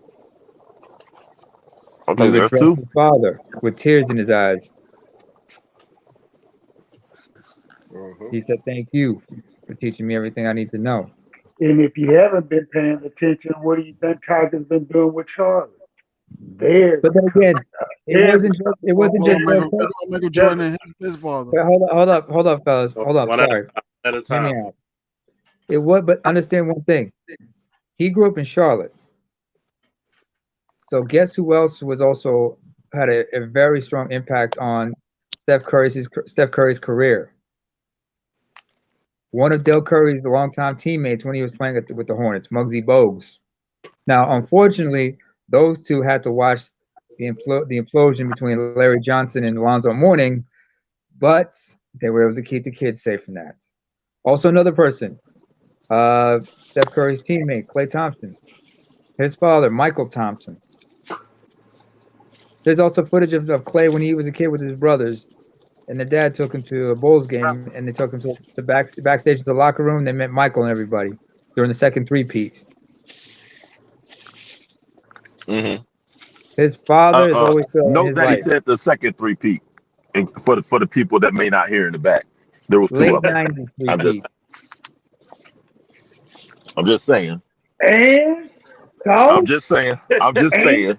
Yo, so, Hey, they were I'm young just back then. saying. What? I'm just so, saying. I'm just saying. so, Fellow you don't truckers. care if you just saying right now. And so, Oh, you love it, man. Come on, bro. What I You say love wrong? it. What I say wrong? Mhm. Huh? Did I say That's all. something wrong? They don't.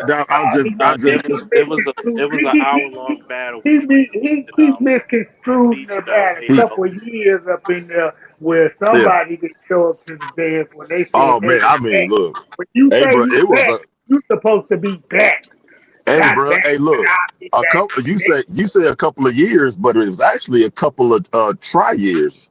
It was actually a couple of three-peat years. So it wasn't just a couple of years. It was a couple of three-peats. Just in case you didn't hear it.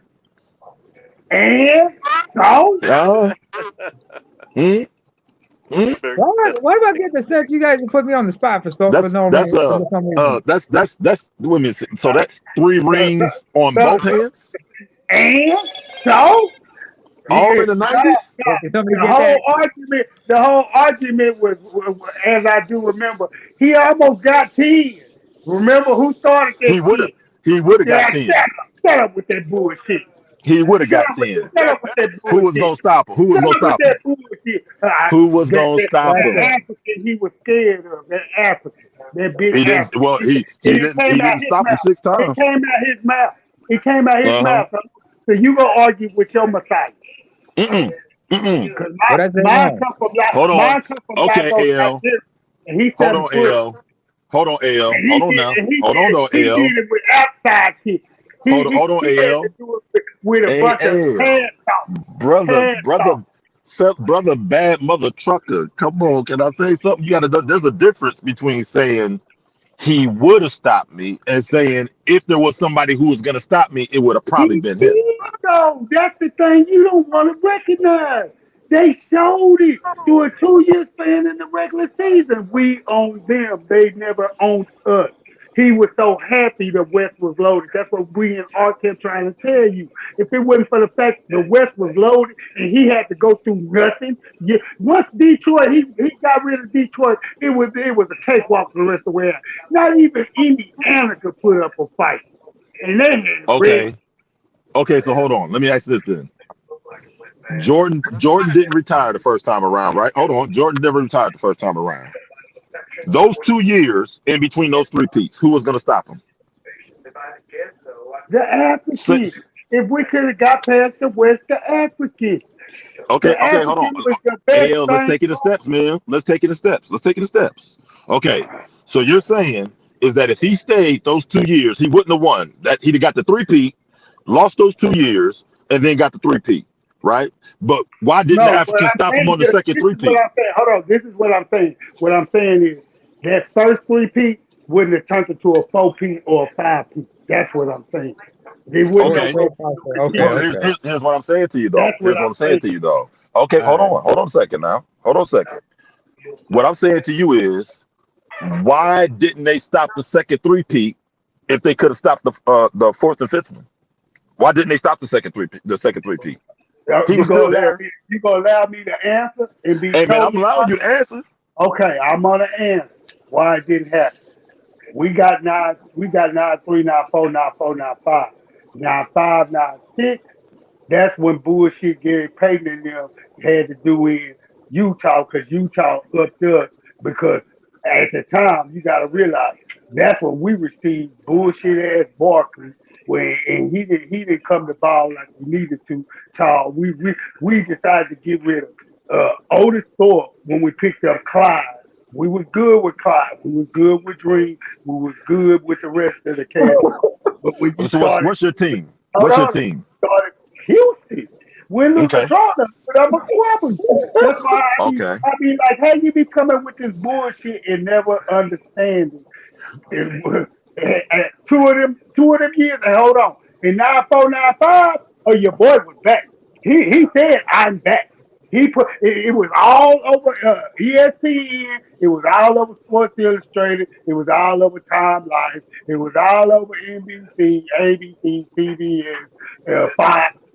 It was Okay. all over everything at the moment. I'm back. Uh-huh. How the fuck you gonna say I'm back and you get beat by some kids Okay. and say I don't Okay. give a fuck?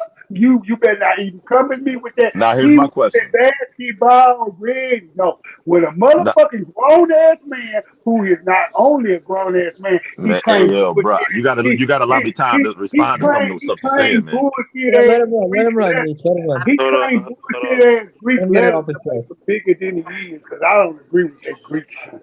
All You a right, man, man, but you a big fuck that shit. But I'm a alpha. Yeah, I'm we back. still Okay. you If you're back, can I you're back. respond to, You got big. Oh no, I Okay, hold ain't up, through. hold up, hold up, bro, hold you up, don't ran you Hold don't on. I got my glasses. Don't make me take off my glasses.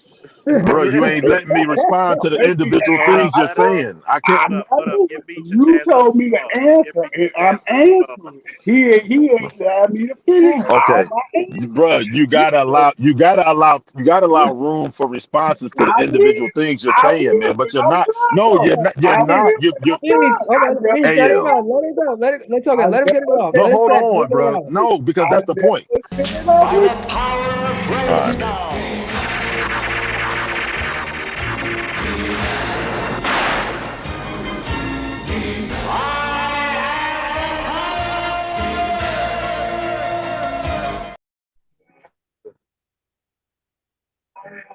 All right, all right. You gotta give No each one other. never You said gotta this give each week to other answer time my to. Hold question. on, I know. You hold on. correct. Y'all all You correct. gotta give each other time to actually respond. Okay, Beach, go. Hold on. All How right. you gonna All go right. when I Hold wait for on, bro. Hold up. You gotta allow It's Beach time turn. to Then it's coming respond to back to so you. I was inflicting you. damage. You You both unpacked a lot of stuff there, AL. Hold You up. Can unpacked a y'all lot hear of me? stuff, bro. Can I y'all hear went me? Yeah, I to hear it. you, Hold on. Hold I on. heard you. bro. Okay, you know what? Go ahead, All bitch. right, Go man. ahead. Go ahead. Go. Check I this want out. you to go ahead. Check this But out. I'm still gonna Did finish what I started. okay? Did the Bulls make it to the championship the year after Jordan left? 9, 3, 9, Yeah, they 4. No, did. they did not. No, they Yeah, did they not. did. Yeah, they New did. York Yeah, they Knicks was did. there. New York Knicks was there. How you think we got it back to back? I mean, we gonna look that up. But here's what I'm saying to you: if they did all of that without Jordan, if they got that far without Jordan, well, maybe not to the championship game, but they made it to the playoffs. If they did that without Jordan, what are You y'all gonna asked, do did if he get Jordan? to the championship? Not did he get to the Bruh, playoffs? Did I they get just to the playoffs? corrected it. I just correct, Okay, bro. Come I on, bro. I just understand you corrected it. correct, but Okay, I'm getting okay. that you know you got to get away from that point. Your first question I was, did they get to that championship? and And I I okay, and I answered corrected and because conceded that, bro. okay, who did Can they we get get the past that first? now? Who did your Now, team get the first two championships bro, against? I ain't even gonna get the I ain't even gonna get to do my thing, bro. I allowed you to talk you for five Go, minutes. go ahead, because you know I love you. All right, Go man. ahead. All Come right, on, man. Check this out. Check this out. come on, man. If they got that far without Jordan, what you're saying to me is that as far as they got without Jordan, you're telling me with Jordan, they weren't going to get the ring. Hold on. You're telling me that Jordan wasn't enough to close the gap between them making it to the playoffs and them getting the ring. No, I'm not going to say that. I'm not. Then This is what I say for you. This is what I say to your answer. They would have made it to the ship if they would have got back for 9-3, 9-4. They would have made it to the ship. We would have been there, and he would have lost because they lost in the regular season to us, team for team. That don't mean anything in a 7-game series, bro. they damn sure don't. Team, Now I will give him this. The Chicago Bulls' weakness was a good big man. and who was he Always scared? struggled against teams that had really good big men. Yeah, correct. And The who did Spurs gave them New hell. York Wait a Knicks. minute. New Let me get York this out. Knicks. Let me get this out. The Spurs gave them hell. David Robinson. Yes, Houston gave them problems. Hakeem. And we know what the Knicks did. You know what I mean? The Knicks was all They the Knicks was Patrick Ewing and a bunch of goons. they Because that was used to run through the Knicks. but okay? because that was the Bulls' weakness was a strong big man. At least the Knicks gave them, you know what I mean, a good fight or whatever. So And yeah, the difference between Houston would have Elijah definitely Wan been a problem and for the the, Bulls. But to and say, well, they beat them in the regular season, that's not saying much because again, you talking a 7-game series against the greatest to ever do it. okay, now I heard you. Now listen to me and listen to me good. After words of Michael Jeffrey Jordan, I was absolutely scared and been scared of this man since the University of Houston Cougars versus UNC. He knows this man well. The difference between Akeem Abdul Olajuwon and Patrick Ewing is Patrick Ewing was defense with no sustainable offense, being No, himself. that's not Hold, true. hold, hold on, hold on. I'm not through. Being him versus Akeem Olajuwon's offense. Akeem Okay. Olajuwon's offense was too fucking good. He was the only big Yeah, man who had footwork. we know I said, Hakeem was the best so, center in that era, so, arguably, because so, David Robinson was a think monster. about, hold on. Think about this. Now, we're not going to talk about Mechanical Man because Mechanical Man ain't about nothing. We talking about two elite centers. And you seen what Akeem Olajuwon did to Patrick Ewing when Patrick Ewing showed up to the dance on behalf of Michael Jordan saying, I'm going to take a timeout because of my dad. And you seen what happened. You see, They we they all lost in they lost in 7. We understand that, but hey, You Jordan in a understand? 7-game series, Saying that, tell me what the stats were per line versus Big Men because it was a 10-point difference in scoring percentage for we between those two listen. big. I'm not arguing with you about Hakeem Okay. was. I'll take Hakeem over Shaq, let alone Hey, Ewing. Hakeem. I'll take Hakeem Ha- over Shaq. hold on. I'm That just was the man. saying, That was the 7 man who games said. That was against the man. Jordan. That was the man who sent Jordan home first.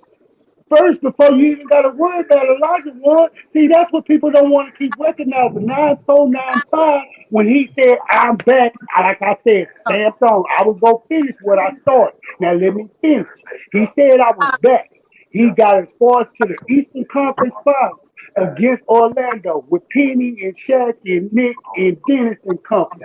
And they had who? They had his power forward. He lost his rebound man.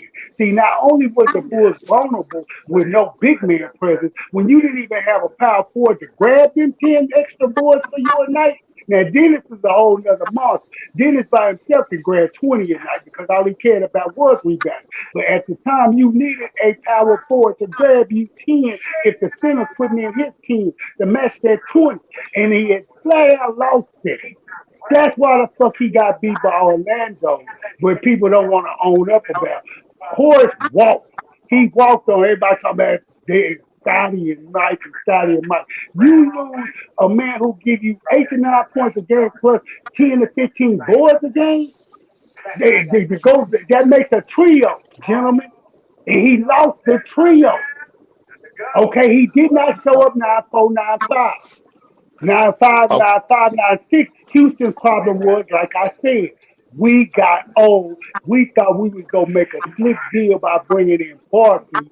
Barkley, all right, I love Charles, but come on, man, you can't be 6'4", go pushing that many years in the league, thinking you still gonna get you 15 to 18 boards a game. It ain't happening. Okay. It Question for you, didn't AL. happen. So I answered your question. But in reference to But me it's answering still questions, all hypothetical. I'm actually giving points to you for what you need. It's still all hypothetical because Jordan beat them all. Hey, bro. Jordan didn't Let beat them me all. put it this way. That's just Let me. it. All right. He didn't beat Look, them all. I'm gonna, Those I'm two, gonna, those two. I'm not. I was just talking shit. I just was throwing a couple of jab. I was just throwing a jab out there real quick when he was talking about the Bulls and shit. I was just throwing a jab out there and everything right there. Like I'm gonna do it. We can't Hey, prove anything. We gonna prove it. We can't prove anything. What I will say is this. I got just as good an argument, if not better argument, for anybody saying that they wouldn't have gotten at least 8 as y'all got for them not getting 8. They was on a run. He got 3. He left. He came back. Even in boxing, they do warm up fight. They'll take a fight before they take the big fight. They'll take a fight just to get them back used to the ring. He was out for 2 years. What people act like that doesn't matter. That kills me how people act like that doesn't matter. He wasn't playing for 2 years. That's just And like people you And act saying. like not that. only People that, acting but like, See, when you not take only that that, but argument, people hold forget on. that. when Hold on a you second, take though. that argument, Hold on a second, no. When though. you take Anybody else that's that just takes like a you break, saying.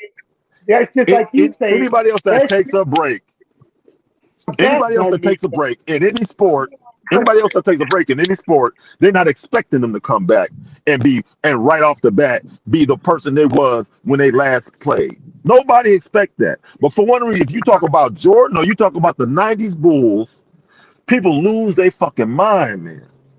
Everything I goes agree. out the window. And I'm gonna say something else to your point. People forget when they lost to Orlando. That's when he came back halfway in the season. It ain't like he came back in the beginning of the year. He came back mid-season Mm. and still went to the conference finals. That's what I was saying. So you have to accept that. Like just like he's pushing for that fact. Well, oh, you got the well. He only played. He came back and put I'm back. I'm back on the back of his thing. He came in there trying to wear two different jerseys, numbers, that trying to prove AL, he was back. He didn't do it. You excuse just me, AL. because he didn't do it, don't mean you not finna not put that on his mother effing resume. You're gonna put that on his mother effing resume. That don't He, have anything to do with anything, bro. Jordan he got didn't bumped show out. up. He didn't Jordan show up got to bumped stop out a in the team of playoffs many a Walker Williams time. That back to that back. has nothing to He do with didn't show anything. up. This is what it has to do with Meeks being a voice.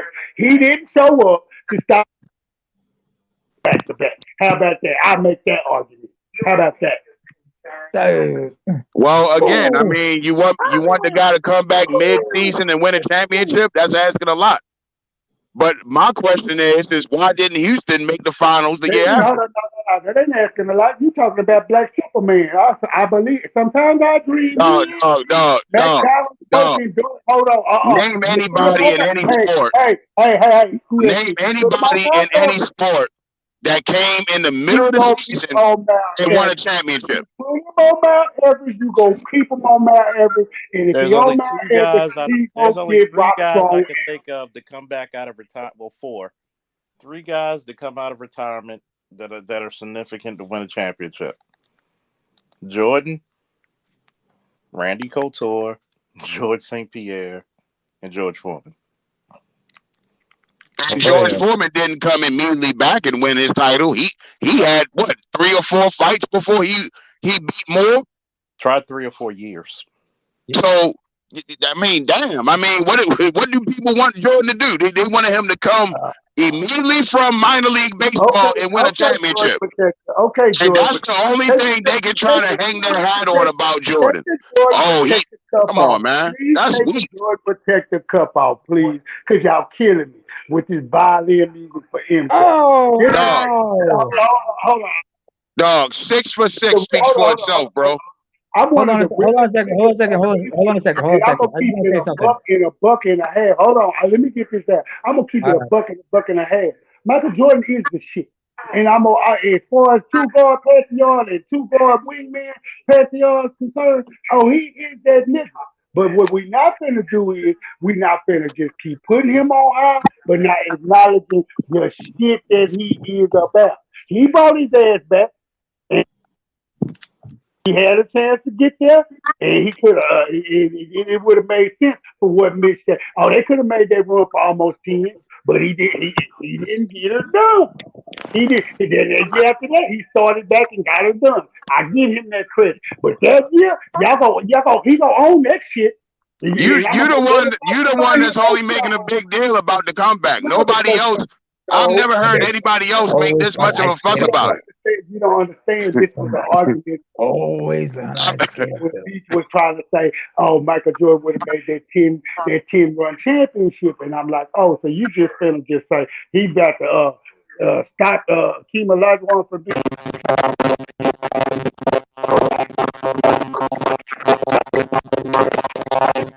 What's going on?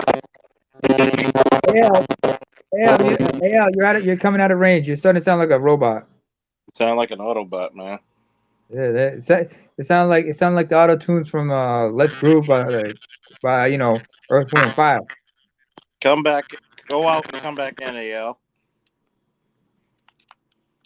We can boogie down and down and go down. The boogie down and down and come down. The boogie down and down and come down. But Speaking man, of, I'm gonna tell you that a lot of times when this sports topic is heavy, God it gets damn, passionate. It gets very passionate. I mean, it gets very, very competitive, almost like the goddamn sport itself. shit.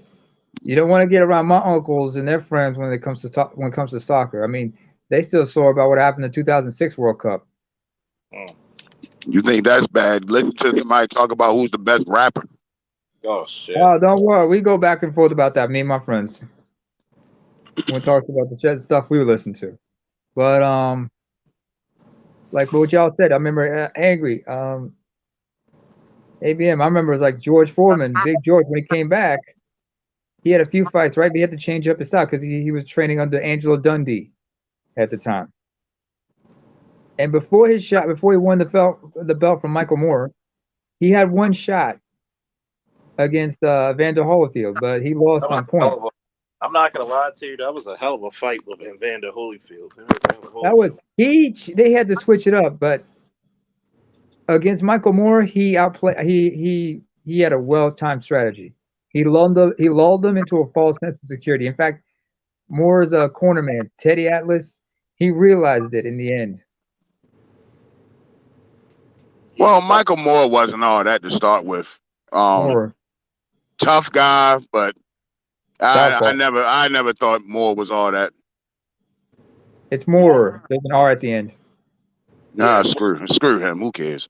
Moore was tough, but he came in at a time where Evander was on the downslope. Would he have beat Prime Evander? No, hell no. Um, he would. This is who, before the reign of terror for Lennox Lewis. who remembers when Mike Tyson came back Me? I and do. then he had he had a couple of fights, right? And then when he wanted to they wanted to like set up a fight between him and Holyfield. Lewis tried every legal route to stop that. Yeah, you know, nobody really wanted to fight. Nobody really wanted to fight Evander until he got older. Okay. And he started having the heart problems. Yeah, and because he went through wars with him and Bo. He had a hole in his heart, right? They Let found me. a hole in his Yeah, heart. he had a heart murmur or some shit. Yeah. No, Yeah. they found a hole in his heart. I remember, and they were like, it wasn't life threatening, but it was some weird shit. Cause what's his name? If you look at take on like MMA, right? Does anybody want to remember what's his name? The Outlaw, Tom Hardy? No, no. Dan Hardy. Sorry, Dan Hardy, Tom Englishman. Hardy, the guy who plays Bane. Tom Hardy played Bane. I meant to say Dan Hardy. Him also in professional wrestling, MVP. They both have this weird something called wolf slayer, some kind of disorder with their heart. So like that's some kind of a bizarre heart, have a like irregular heartbeat at times. Dan Hardy was forced into retirement because of it. MVP, he had to scale back a bit. So that heart thing can really affect you. I mean, in soccer, I've seen players collapse due to cardiac arrest. There's been a few players who recently that they can continue to play, but they had to have like what do you call a pacemaker implanted so they could play professional. They can continue their professional careers. Let me go After the back first to. Riddick Bowe, Let me. after the first Riddick Bowe fight, both. Yeah. Wait, what? Let me What? go. Let me go back to. Somebody said something about Lennox Lewis and some legal shit. That was me. That's the reason why they never him and Against him and Bruno. Riddick Bowe never fought. It was the same kind of bullshit. Didn't Because Bo give up boxing going to the well, Marines? well, I'm just now finding out that they had a deal set. They had a contract signed to fight each other. What was the problem? It depends on who you talk to. Good answer. Once the deal was set, then some people blame Bo, say Bo got scared and bailed, and then some people blame it on Lennox. It's weird with that Riddick Bo Lennox Lewis shit. Yeah, But I never knew that they actually had a deal set to they fight. had a deal, and then it just dissolved. I mean, you got to remember, a lot of people. I remember when Klitschko first came, and that's when the Klitschko brothers were just coming, and notice all your great boxers retired. So that was, even though I Well, think a couple I of don't people. think Lennox Lewis wanted another war with Klitschko. If you remember that fight with him and Klitschko, he came in out of shape. Yeah, Which one? The, the first one. Vladimir or That Vitaly? was the last fight. damn. I don't know. I can't tell them apart. No, okay. You talking about Vitaly? He only fought one. He only fought Vitaly. Oh, Okay, the younger so one, Vitaly. Vitaly? Okay. If you No, remember that Vladimir's the fight, young one. Sorry, Vitaly was Vitaly's winning older. that fucking fight, but He was. Lennox Lewis tore his fucking eyelid off his face, and they stopped it. Yeah. And I just think Lennox Lewis just didn't, because like I said, he came in out of shape, and I don't think Lennox wanted another war. I just don't think he felt like it no more. He just felt he thought it was going to be an easy fight because these Eastern European Ukrainian boys were going to. Oh no, they're nothing to fuck with because those guys are very technical, very precise, Oh, they're very very. they're very technical in their boxing. Yeah, he's not. Yeah, they not big, clumsy heavyweights.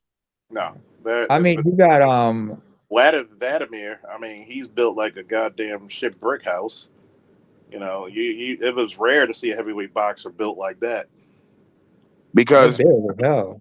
because Lennox Lewis was fighting a bunch of tomato cans. Yeah, Big, clumsy tomato cans. Hey, what about y'all's? How about y'all's boy He Hasan even got Rahman? beat by Baltimore native Hasim Rahman. So what did that tell you? Exactly. He came in. This just well, Rockman wasn't shit, honestly. And I met him, by the way. Yeah, Rahman. His name actually means merciful, by the way, Rahman. Lennox didn't take him serious, and he got caught. Yeah, because Hasim Rahman is a huge guy. He's a big man. He is huge. He's like a fucking wall. I mean, fists like fucking lunchboxes and shit. He's a big fucking guy. I met him the year, what was it? It was the year after the Ravens Super Bowl when, what was it, 2001? 2002? Yeah. 2003? And I was downtown at the ESPN zone watching the game, watching the playoffs, Baltimore and Miami. And Rockman came in with, what was the mayor at the time? Talk about, the mayor at the time had to be, this is 02, 03. O'Malley. And him and O'Malley stood right next to my table and did a real quick commercial right there. That's the day I met Rockman. I didn't say shit to O'Malley. Yeah, fuck the Teflon leprechaun. And he had Rockman had on this badass black and purple Ravens leather jacket. Ooh. Looked like it might have been custom made. That shit was hard as shit, man. Rockman is fucking huge. I mean, he's like a mountain of a man. You know who's also a big motherfucker when you meet him? And he used to live in Baltimore County before he passed. Nikolai Volkov. Oh, man. Oh, shit. Nikolai, he lost 100 pounds after he stopped wrestling. And he was still big. He was actually Croatian. You know that? Yeah. He was actually Canadian. He was but he lived in Baltimore County. You know who else? I remember was Dino Bravo, but he was of Italian descent. Yeah, from Quebec. Speaking of somebody that wasn't what I thought they was, I was a grown ass man when I found out that what's my man name? Nikita Koloff wasn't Russian. No, he was from Minnesota. He was from Minnesota. Yeah. I was a grown ass man. I was so shocked when I found that out. He was the only one from Minnesota. Did you remember the tag team, the Powers of Pain? The Warlord and the Barbarian? Yeah. Warlord was also from Minnesota. A lot of guys are from Minnesota. Rick Rude, Mr. Perfect, one of the Road Warriors. No, both of them. Both of them were from Minnesota. Both of them. But here's the thing: they grew up in different. They knew each other, childhood friends in Chicago, but their families moved to Minnesota when they were young. but they lived Robin. in different neighborhoods, but kept in touch. Hmm. Hawk was in a separate area, but he was introduced to like Rude and everybody through Animal. In fact, in the Minneapolis area, these guys lived in like in the small suburb town of Robbinsdale because that's where they all went to high school, except for Hawk, Robbinsdale High. One of the members of Demolition, Smash, Barry Darso is his full name. Hmm. He, the Z-Man, no, the Z-Man. If anybody remembers Tom Zink from WCW, Oh yeah, the T-Man, WCW, NWA. yeah, him, Barry Darso, Smash, Road Warrior Animal, Kurt Hennig, Rick Rude. They all went to the same high school at different years. And wasn't they all like on the arm wrestling circuit too? Yeah, That would be Scott Flash Norton. and Rick Scott Rude. Flash Norton was and a lot of them were bouncers too. Also, a lot of them moonlighted as bouncers when they were Yeah. coming up. A lot of Yeah, I them know. Yeah. Yeah. Rick Rude was in the so was Arm Scott. wrestling. They were Rick Arm Rude. They wrestling said, champion. believe it or not, they said Rick Rude was so fucking strong, right? Uh-huh. Like you can look at him and you can kind of tell, but most people can't tell how physical strength manifests. They said he was so strong from arm wrestling that when he bounced, he used to slap people unconscious. One slap from him and you were out cold. Once, in fact, you know, and Kurt Hennig was a fucking class clown. He was always pulling practical jokes, even since he was a kid in high school. But Macho Man said this: anytime he wanted to go drinking, he'd always have Jimmy Snuka, I think it was it. No, not Jimmy Snuka, but Kurt Hennig, the Road Warriors, or at least Rick Rude with him whenever he wanted to go out for a drink, because he knew nobody was gonna fuck with Rude. Rude was just, Yeah, they say Rude is one of those guys that was legit tough guy. Say he'll fuck you up. He was. they said You know it how was- he learned his? You know that tattoo he had on his shoulder, or the anchor and everything. It was an honor to his own father because his father, Richard Sr., or Dick Rude. Yeah, his father's nickname was Dick. That man was blue collar to his core, and he had a lot of respect for the blue collars. Yeah. Blue collar, he was blue collar to his soul. A lot of people forgot that ravishing Rick Rude was just, ravishing Rick Rude in the ring. At home, it was Richard Rude, and he was a devout family man. No, yeah, he was very, very heavy into his family. But they said they would just bet guys at random bars around the country in arm wrestling. And they said Rude would be drinking a beer. He would be nonchalant about it. The guys, it'd be the biggest guys, 300-pound guys. And he just put them on their arm like that. And I was like, God damn. Like, you could think about it. There's actually a scene where he's training and working out. And he's doing 4 or 5 reps on the bar. Oh, yeah. And you wouldn't think guys are that fucking strong. But, like, I'm going to tell you another motherfucker you would not want to fuck with was Haku. Ooh, you didn't want to fuck with him. None of the Samoans. If you put his real name in, because he's Tongan, so you know how their last names are like 13, 14. Tonga, Uli, Fifita. So when you put it in there, if you go to like Maryland case search and put his real name in, you could probably read the statement of probable cause when he fucked up a whole fucking bar and put about 3 or 4 cops in the hospital. And he'd been under the influence from what I understand. And to his defense, why do you want to fucking bother a 6'2", 6'3" fucking Samoan? And here's the funny thing about it, Charles. Of muscle, every Samoan are very nice, cordial people. Why by the way, he's Tongan. He's Tongan. Well, anybody who's from the Pacific Islands, they're very nice, cordial people. Oh, yeah. I've been around these guys a lot. I mean, if they fucks with you, you ain't got nothing to worry about. But why do you fuck with them people? I don't know. And the guy was like, man, I heard this shit is fake. Do you really want to say that? What you say? Come on, man. I just want to have a drink. Behave. If you ever heard Haku talk, man, he is one of the nicest people to be around. A Tongan through and through. But you know, in that a couple incidents where the some that's well, like you said about that shit that happened in a couple of bars. That was One a time, what happened was that was actually a one of ball. the wrestlers. Hold up, if you can hear. Hold me out. Hold up. Just hear me out, Charles. Sorry, but it got so bad. Somebody had to call the barbarian because you know he's Tongan as well. They said, "Yo," and they didn't know that they were related. They weren't sure if they were. They said, "Yo, you got to get over here, man. Your cousin Haku's is just tearing everything up." What? And the barbarian doesn't drink, so he had to go over there like, "What the hell?" And he was like, you know, he had to yell and he had to yell out in Tongan, just like la bois, la bois, which is like chill or something like that. At some point, he had to pull him aside. He even had to call Haku's wife because family's everything. You don't want to get your wife get on your wife's bad side and that shit. He had to call the wife because she was the only one who could calm him down. And as soon as he calmed down, that's when they said, "All right, man, you got to go in. You got to go in. You got to ride this out. I'll bail you out as soon as you get in, all right?" And that was that. Shout out to LAP SWAT. He said saw Flair versus Devon Eriks at Texas Stadium Memorial Card. Flair. Oh wow. Oh yeah, that's Steph.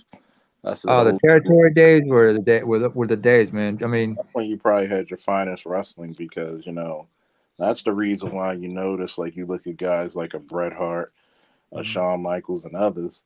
They were like they could wrestle a match differently.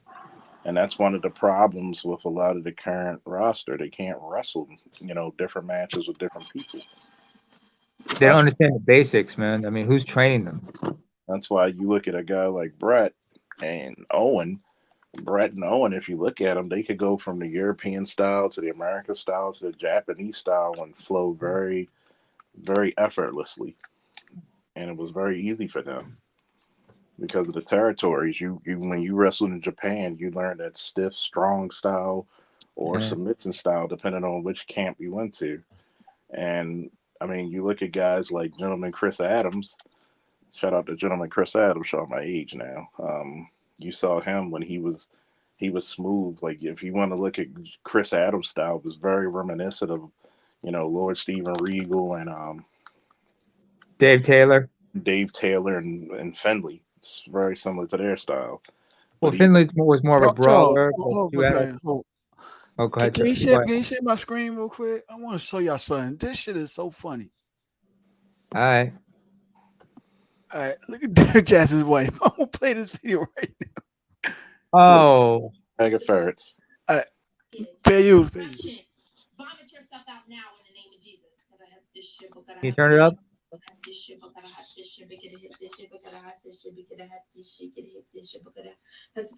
You demons of mind control, mind blockage, depression. Vomit yourself out now in the name of Jesus. You see this shit, right? Yo, what the fuck? You know what? If she's smart, she will finesse this into some money if she's smart. Yeah. No. No. Yeah, Okay, you heard this shit. Mel. Damn. Can you hear me for a minute? Gone for now. Okay. Mel. Yeah, I can hear you. I just can't Okay, stop okay. laughing at this shit. Okay. I know it's funny. Right? But unfortunately, I'm an empath. And I am a cluster B personality disorder. I got borderline, right? You know that, right? You understand that, right? All right, get it out, man. I'm sorry, man. Man, this chick is. She's. Yeah, I know. I'm just hear me out. There's a point I'm trying to get here. I'm trying to get y'all to understand here. She's gonna. It's funny because she's dealing with a lot of shit. Yeah. She's trying to make it the best way she can, and some people go to the. Now I'm gonna cry. Okay, now I'm gonna cry because I feel it. I understand what's going through her head. You can't blame me for this. I've seen this shit because I've been through some shit like this before. Because remember I said that Derek Jackson's actually a narcissist? Yeah. Mm-hmm. Narcissistic abuse is something you don't want to deal with. I've been through that many times. she doesn't realize what she was dealing with, and that abuse and the toxicity of that shit is just taking a toll on her. And she's pretty much incorporating that trauma, and she doesn't realize it because she doesn't understand what kind of individual she was dealing with. Actually, I have to disagree with you. She Huh? did, and technically, this is who she always have been. This way, there's people that's just like what she is now. It's like they made so much excuses for it. It still is to this day. It's like, you know what? This is probably No, who she always she's is. acquired those traits. That's the thing I'm trying to tell you, fam. I'm not giving her an excuse because she That's she has her own dysfunctions, yes. mm-hmm. But this religious shit and her going off, that's her coping. But I realize it's That's not counterproductive, cool. and she's just affecting her in a way that's really messed up. You understand what But I'm that's saying? where the No, money that's is. not. And that's not Yeah. coping. If Sometimes she plays this right, Right. she can really make some money. Okay, but at what cost? Black women love victims. Listen, I know. I get it. I know she's fucked up right now. I understand. Yeah. She's probably way more fucked up than he is right Yeah. now. Oh man. But what I see is I see potential and I see a Yeah. gold mine I because understand. I understand. he's screwed. No, he's Okay. Okay. no. Okay. he Just ain't give me a minute. screwed. He's Okay. not. He's But not screwed. He's not Okay. screwed. I'm gonna tell you why dog, he's not screwed. I'm I'm a, gonna tell hold you on, why he's not Fellas, screwed. And there's hold something. on, And there's fellas. something. hold on, hold Oh, on, let me. I'm sorry, hold on. fellas. Say Fellas, this. I'm sorry. I'm Say, sorry. It's just that hold I'm on, sorry. I'm Oh, sorry. hold, hold, Nemo, hold Nemo, on, hold it, hold it, hold it, Nemo. hold No, on. I'm triggered. I'm triggered. I'm having an anxiety attack right now. I'm having an anxiety attack. all right, dog. Step I'm away sorry. real quick. Step away, step away. Hold up. Uh, uh, Just mute you up real I'm quick. sorry. Hold up. Just mute him up real quick. Give him his privacy. I was just saying the reason why it's different for him is because one, he's gonna make out because them ladies are gonna be trying to fantasize Mm-hmm. about him, There's and something else that probably someone we don't want to admit. And I'm glad Anton even noticed that. He's technically that high value class status as of right now. He's still a multi-millionaire for what he did. He has a network and resources. Got people that work with him. They still gonna work with him behind this also too. Just find another way to do it with image. So technically, yeah, he's on that type of status class. And he's I hate to say this, I mean, he kind of outgrew his wife. He's She was gonna pro he's woman. gonna he's gonna cough up a lot of dough to her. I mean And he's willing to pay that because now Yeah. now that he's this is how fucked up it is, and I'm gonna just go really really black pill. Women Mm-hmm. don't mind. Oh my god, he really did that. Um, Women don't mind having other women's husbands on their mind. Now that he's divorced and single again, they're really gonna Mm-hmm. be dishing out money. There That's was just just a how video. that's Oh, just how sorry. nasty women can be sometimes. They Exactly. plot on this man. They were plotting on this man while he knowing that he was married, and they were still giving away the pussy like a frisbee. They're gonna make Remember, money, and he then fits God the knows, status of a lot of black women's dream. yeah, Physically and God fit, knows if he comes out with a wealthy, book. all that. Yeah, exactly. So there but was a but but there was the a picture pro of Shay that showed them a video he did about this, and he was I don't know if he was at another seminar recently, and all them females was over there, even though they was very average looking too, from my stand, but where they was all looking at him like kids on a Christmas tree. because this is what social media has done. All you gotta do is just be in front of a camera now. Because I mean, he's just a regular dude. Hmm. A So, lot of so a I lot have of to say women this like the to fact us. that playing up the chart what Charles said. A lot of women, what really turned them on about him was the fact that he was fucking married. Not really. Nope. Because there's a lot of dudes that try to do what he did, but yet he got the status to do it. He has the look of what most females love. Even if they complain about it, they try to fight it. Their bodies can't speak another thing. Guaranteed, they pussies is getting wet for his ass no matter what, because he has that look. Doesn't matter if he's married or not. Subconscious He's otherwise. speaking what they like, but Yeah. they still fantasize look. It's like their own image of porn to them. That dopamine. Dog, that women love other people's men, just like Charles said. Exactly. That's what I'm They saying. love that shit. If the Whenever motherfucker was single, it probably wouldn't have the same impact to a lot of chicks. Okay. Not really. The No, fact that he was married, that made it a lot more better for a lot of chicks. Yeah. Name, are you okay? Yeah, I'm okay. Whew. Not as bad as. It's But not as what bad I as was my saying last about one, her is that hold on, Angry Black. What were you saying, neighbor? Yeah. I'll say this. When I saw that video, something must have triggered or something like that, because I see that shit that causes like my complex PTSD and shit, and like I get sensitive because I've been around. If I get around somebody traumatic, that might cause an anxiety attack in me if I'm unbeknownst. Not as bad as the last time, and I can tell you the last time I had some shit like this happen to me. It was like earlier this year in March. That was bad. I had to call two friends because because I can get suicidal if it's really bad and whatnot. Let's not do that. Yeah.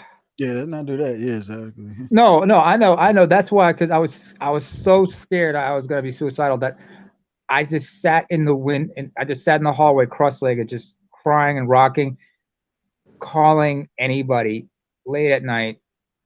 And fortunately, there was one friend, but unfortunately, I found out that friend was in a bad spot. But fortunately, they were able to like try to talk me, and I was able just to like lock myself in the bathroom, which helped me feel safe about it, because at least I wasn't near a window or anything like that, and I felt better that way. And then so that video, something about that video, because like I said, that that the toxicity she's been going through with him triggers that shit, right?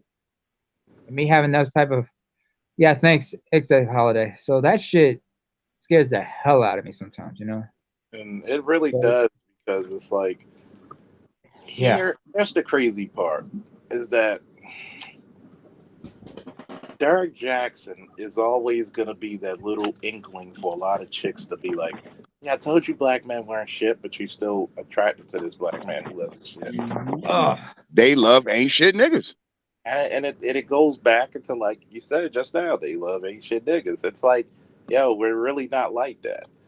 And they want to hold on to that self-fulfilling prophecy that niggas ain't shit, but they still chase and deliver money and give support to ain't shit niggas. And you be like, wow, like something's not computing.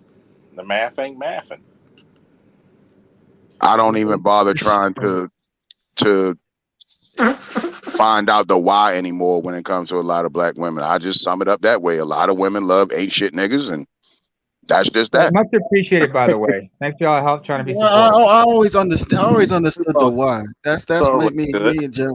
I always know the why and stuff like that. Because like I always said, their mouths can say one thing, but their bodies react differently. Because a lot of that is subconscious when you think about it, man. It's 90% of female sexuality, and I remember a lesbian said this to me. 90% of female sexuality is psychological. It's in their the limbic system. The part where they have their emotional processes and sensory information is processed, the white matter of their brain. That's why women. The left side or the right side? No, I that's remember Roger Curry's talking about that too. Oh no. That's the it's in both hemispheres. It's the white matter of your brain. Oh, okay. That's the part that's connected to this thing called the corpus callosum. That's that thing. That's that tissue that connects both hemispheres. Mm-hmm. Now in women, that's thicker because they need to use both sides of their brain.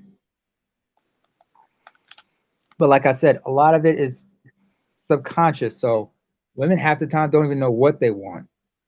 And as far as the ain't shit nigga thing goes, like, or the guys they can't have, a married man is a man they want to steal from another woman. I mean, remember Chris Rock had that joke about, and I got to quote comedians. Chris Rock had that joke where he said, when a dude sees his boy with his girl, he says, "Man, I wish I could find a girl like that." But when a woman sees one of her girlfriends with her man, she's like, "I gotta have that man," Mm-hmm. because forbidden fruit is always tempting. Exactly. Pretty much sums up black women. Hell, Yep. how many dudes how many men can say that they got more attention from women simply Me, because they were me. with I know exactly what you're gonna say. Yes, me, You already know, angry black man. You already know. you me. got I kids? swear to God, You got I kids? I haven't got so many looks from women until I started wearing a goddamn wedding band. How about you got kids, Angry It's Man? like a job, Yeah, man. yeah, I It's like got a Okay. kids. job. You ever notice like how single moms be looking at you Dog, whenever they see you I with see your it every kids? morning. I take the kids to school in the morning. The wife gets them in the afternoon. I How old are your see kids? these women looking at me. How old are your kids? Uh, I got high schoolers, I got a Okay. middle school, and I got two elementary schoolers. All right. The youngest two, they're gonna watch everything the other older two do. And they're watching you. But if they see you how you talk to other people, you're setting a good example for them of what a good decent man's supposed to be. You You know should what I'm saying? see the dirty looks my wife get. We'll go to the market or some shit, or like we'll go to Oh. Walmart or something, and Oh my and God. I'll just tap my wife like, look over there, and you see the cashier chick just mugging the shit out of her. Yeah, man, women be really mad. They get It's catty as shit. May Garden. It's May Garden. I mean, I got a good friend here. We have we have honest conversations about this shit, and and when she told me that, she had that experience like your wife had, I was like, uh, what did you learn from that? As I asked her, is your man a good man? As a chef, has he proved he knows that do you understand that he's gonna look every once in a while? Yeah. Is he still faithful to you? Yeah. Then you have nothing to worry about. But I'm sure but I'm up here, they're white and everything. Well, she's half white. But I said, do you understand that he probably thinks you're beautiful when you're angry? When you do that shit? See, this is She why never we thought tell about that. females when it comes to the infidelity subject, they don't want to hear the why what led up to the infidelity, and in most cases, this is usually something that some females lacking or not doing to keep their man from straying away. Even when they even know the man they with probably don't even got options like that, and You know out of what, nowhere man? they want to creep up behind I, them. That's something because they saying you either I I gain want would to weight say disagree I with if want to you you, say wasn't actually. to Oh, that. sorry. enthusiastic Hey, with him, to that. I, you wasn't propping him up, you wasn't like catering to him the way he's catering to you. I want to say something to that, man, Uh-huh. because one thing I notice, and I notice it real hard. Yeah. Um, Women always find value in what another woman has or Yeah. finds value. And it's funny because that's when you get all the attention in the world when that woman sees you taken. There's two times when women will fucking lust after you. When they see you taken and when they see you not paying them any mind.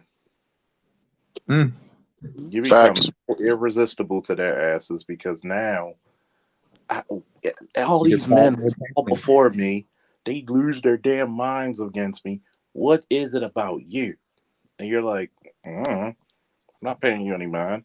Like I tell a lot of people, man, I've been around beautiful women. I've been around even some of the women I've dated in their 40s, still beautiful women.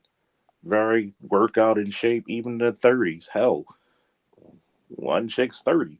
I mean, one chick was 29. Beautiful. So when you're surrounded by this type of level of beauty, Mhm. it doesn't phase you. Even when you see normal women, there's no surprise anymore that they have for you. Yeah. Mel, Yeah, Mel, yeah. It's interesting. I wish Mr. Z was here because I need a fellow R&B head to like bounce off these ideas with because we're talking about this stuff. I do remember like when you talk with the jewel you talked about, what you talked about, like some of the women don't want to understand about the whole thing about cheating and whatnot. If we go back to 1999, Destiny's Child had a song called "With Me," where they speak from the perspective of the other woman. Of course, the remix was with they had a part 2 with Master P, but in that song, in the second verse, Kelly explains what it is that the first woman was fucking up in that made that man come to her. And if you ever checked out the lyrics, you would understand they were onto some shit. They were onto something. Oh, excuse me. A lot of women are so used to being chased and pursued, they don't understand when it's their turn. Yeah. Does that make sense? Yep. Perfect. Yeah. Like they're so used to men chasing after them, and then they wonder why their man went and cheated on them. Well, it's because all you do is think about your fucking self all day long. Yeah. It's all about you being cute and you being fucking pretty, and you know what I mean. Like If the work you stops when don't they get the understand a man's man. Like happiness, oh, sorry, go ahead. it's like they think the work stops when they get the man. Like, that's just the beginning. You got to maintain it. Yeah. You know what I'm saying? If you don't understand man's behavior other than just his dick and his wallet, then you know what I'm saying? You're A gonna lot of see women why don't he understand a might be man's dick. spending his wallet on another chick that might be lower value than you in a way. You just dick with someone other chick. Yeah. I remember I was like, in the words of Snowman in the meeting, I was cruising through social media. Shameless plug. Check out Snowman in the morning every weekdays from 8 till 10 Eastern time on YouTube Woo, and Snowman. Facebook. Yeah. But like I said, I was perusing through social media. And I remember coming across this clip. It was from a stage performance by the actor Leon. Y'all remember Leon Oh yeah. Smooth from Cool Leon. Running? Smooth Leon. 5 Yeah, heartbeats. Leon, you know. He played the Reese from Cool Running, you know, the leader of the group. They was Him playing and that heartbreaker too, man. The smooth yeah, heartbreaker. the heartbeats and everything, the 5 heartbeats and everything. Yep. But okay, in this there was a play he did where he and Tia Mari are a couple, and she's giving him a hard time, and he's explained to her that he is not cheating, he's not unfaithful. He says, he just looks at her and say, "What makes you think I would cheat?" And she just looks at him and said, "Because you're a man." What does that mean exactly? And he has to say, he had to explain to her, no, just because I'm a man going out here, that doesn't mean I'm going to cheat. What else do I got to do to prove to you that I'm faithful? That got me thinking. I couldn't help but just share that on my Facebook to everybody so that, you know, all my people could see that. I mean, you got to remember, a lot of these women are never taught to have respect for men. They expect men to be one thing instead of another. Yeah. And a lot of their mothers, unfortunately, poison the ideas because their mothers never were good at picking men. So taking all their frustrations out on their daughters. Mm-hmm. And I'm like, why would you say certain things around your girls, knowing that they're gonna have to go get men themselves one day? You want to give them the best examples. You don't want to give them a fucked up version of some shit. Nope. Charles, think of it, look at it this way. What's the name of that song? Hang on, let me find that song. I gotta find that song. Alexander O'Neal song. While I'm searching, y'all continue your conversation, please. Oh, we're about to play some Lattimore, goddammit. But it's one of those fundamental things that people never pay attention to is that, what happens if you get this type of person? You know? Oh my God. And I mean, there's no value within to a lot of these women's lives that plays out. Like, you literally gonna try to go and badmouth men because you're mad instead of saying, you know what, I need to work with this type of guy. Anyway, here's the song I was looking for. It's from the album Hearsay, the title track itself. If you remember the intro to it, where a woman approaches Alexander O'Neal's woman, who happened to be named Karen at the time. Oh no, it's not a Karen attack. No, it wasn't a Karen attack. But I heard, but she was like telling her all this, that, and third. She saw Alex like, I'm not the gossipy shit. But that one phrase she used, you know how men are. You know how men are. I remember hearing that phrase a couple times in a couple of songs. And please hate me for this, because I did watch Oprah growing up. But I remember when, Not the Oprah. Well, sometimes I need to amuse myself. But there was that one time in 2004 where just after she divorced, there's Eric Benet, Halle Berry was on the show. And they used that very same phrase. Queen can't keep a man.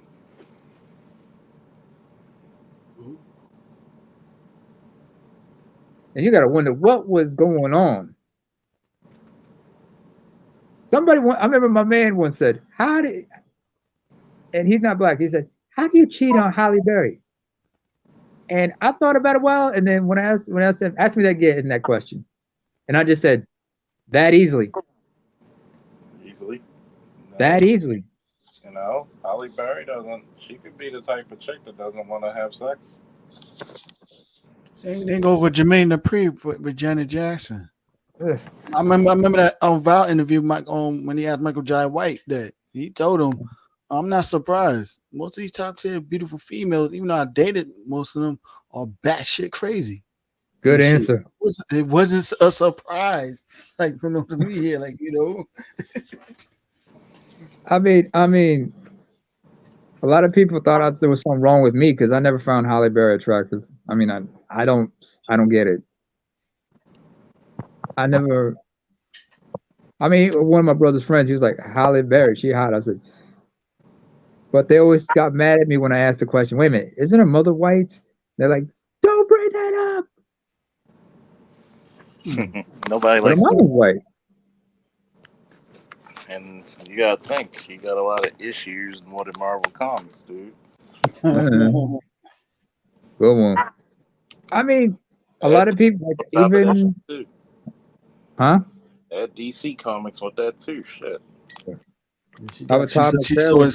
She's just as crazy than Roe absorbing a lot of people inside her brain. That's what happens when you sleep around and you with a bunch of goddamn men all the time, man. You get a lot of this shit going. Exactly. So stuff. But then again, let's not forget, take over the body. Yeah, let's not forget how fucked up Halle Berry is. When she filed for divorce from her first husband, Dave Justice, she had him serve papers while he was in the fucking dugout during a preseason game. You get served papers while you're in the dugout of a preseason game. Was it a preseason game? Or was it the beginning of the season?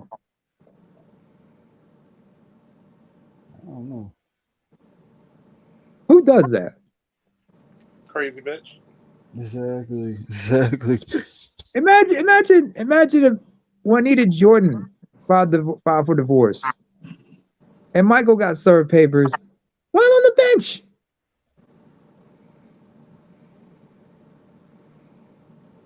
Well, it had to be a preseason because I doubt they would have got on the property of a Major League Baseball stadium. This was '96, by the way. So the Some of year them after they minor won the league Super Bowl, parks, I think. yeah, he might have got on the property then, but I doubt they would have. Yeah, those Yeah, Halle Berry's fucked up. Yeah, very fucked up. I mean, As I'm surprised the man she got now, she's still with him and shit, holding on to him. I mean, Olivia Martinez. Dude. and by the way, she's paying child support. yeah, it's funny that she went the white guys and she Black.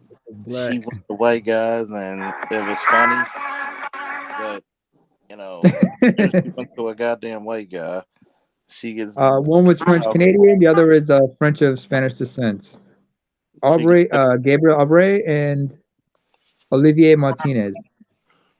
And then on top of that, she gets the child. She gets hit with child support.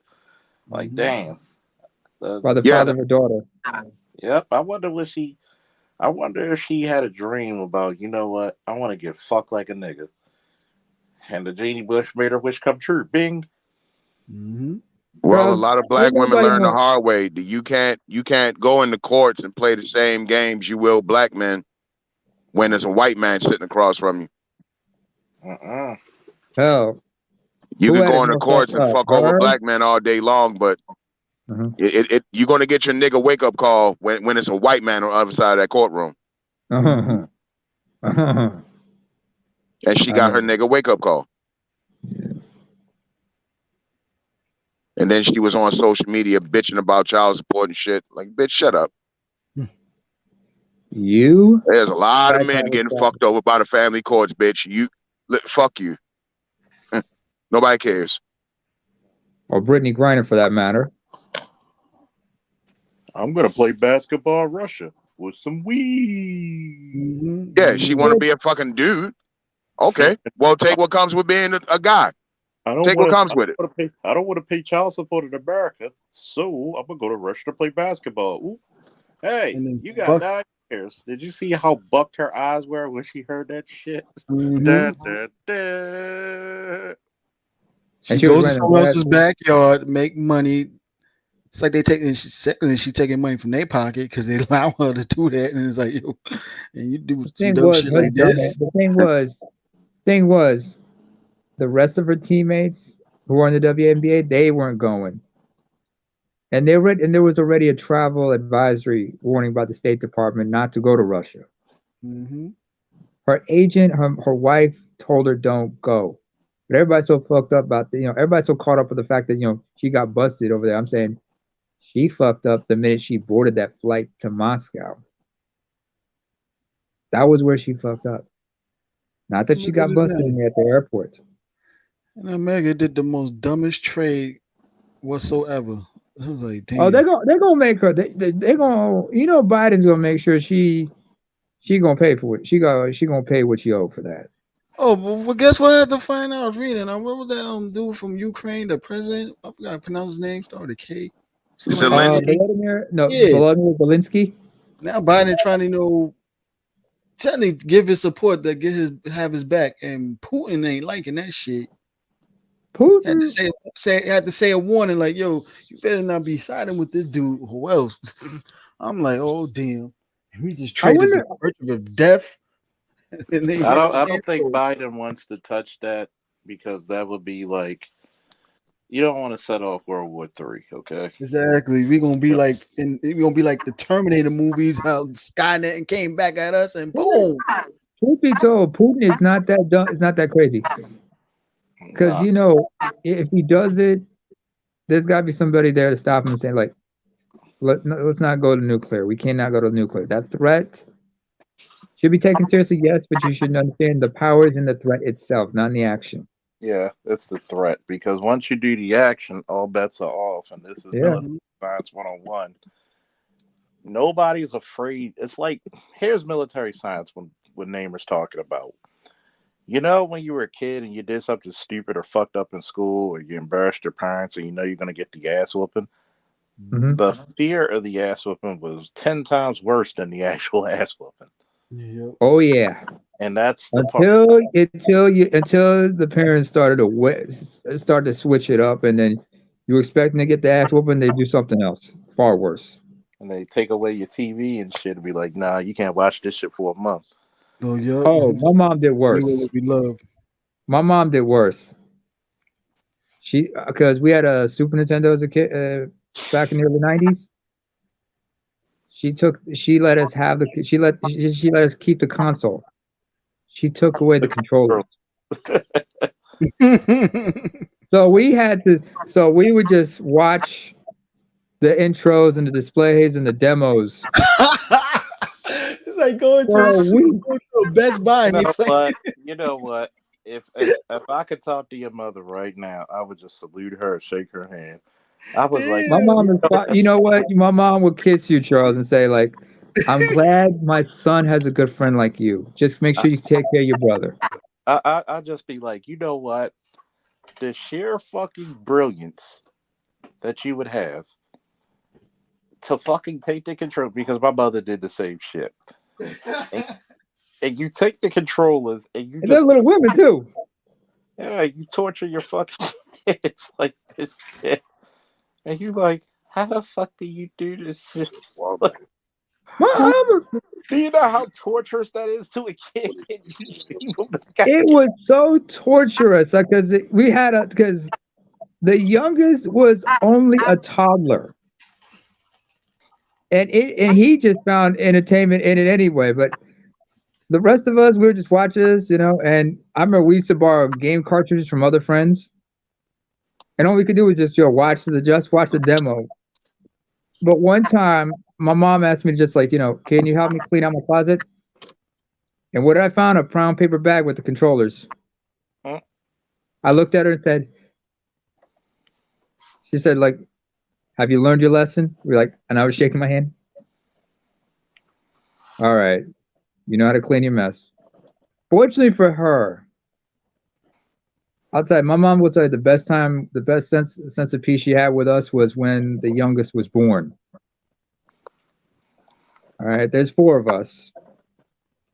I got a sister among my two brothers.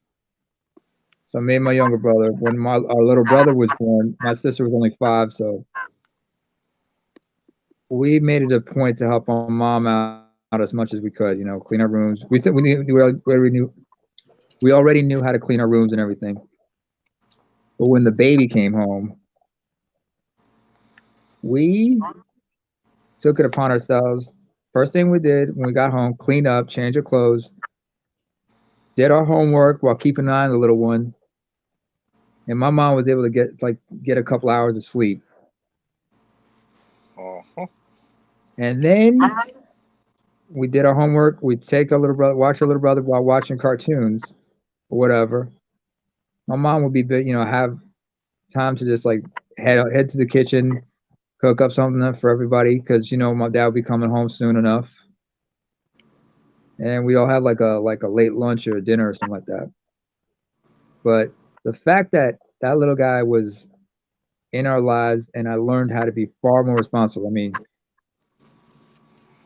I ain't scared of a baby diaper. I'll tell you that much. I know how to, I've been changing and feeding kids since I was 8 years old, so I know how to protect the little Once ones. you go, I know how to once you keep a go through your, watchful eye.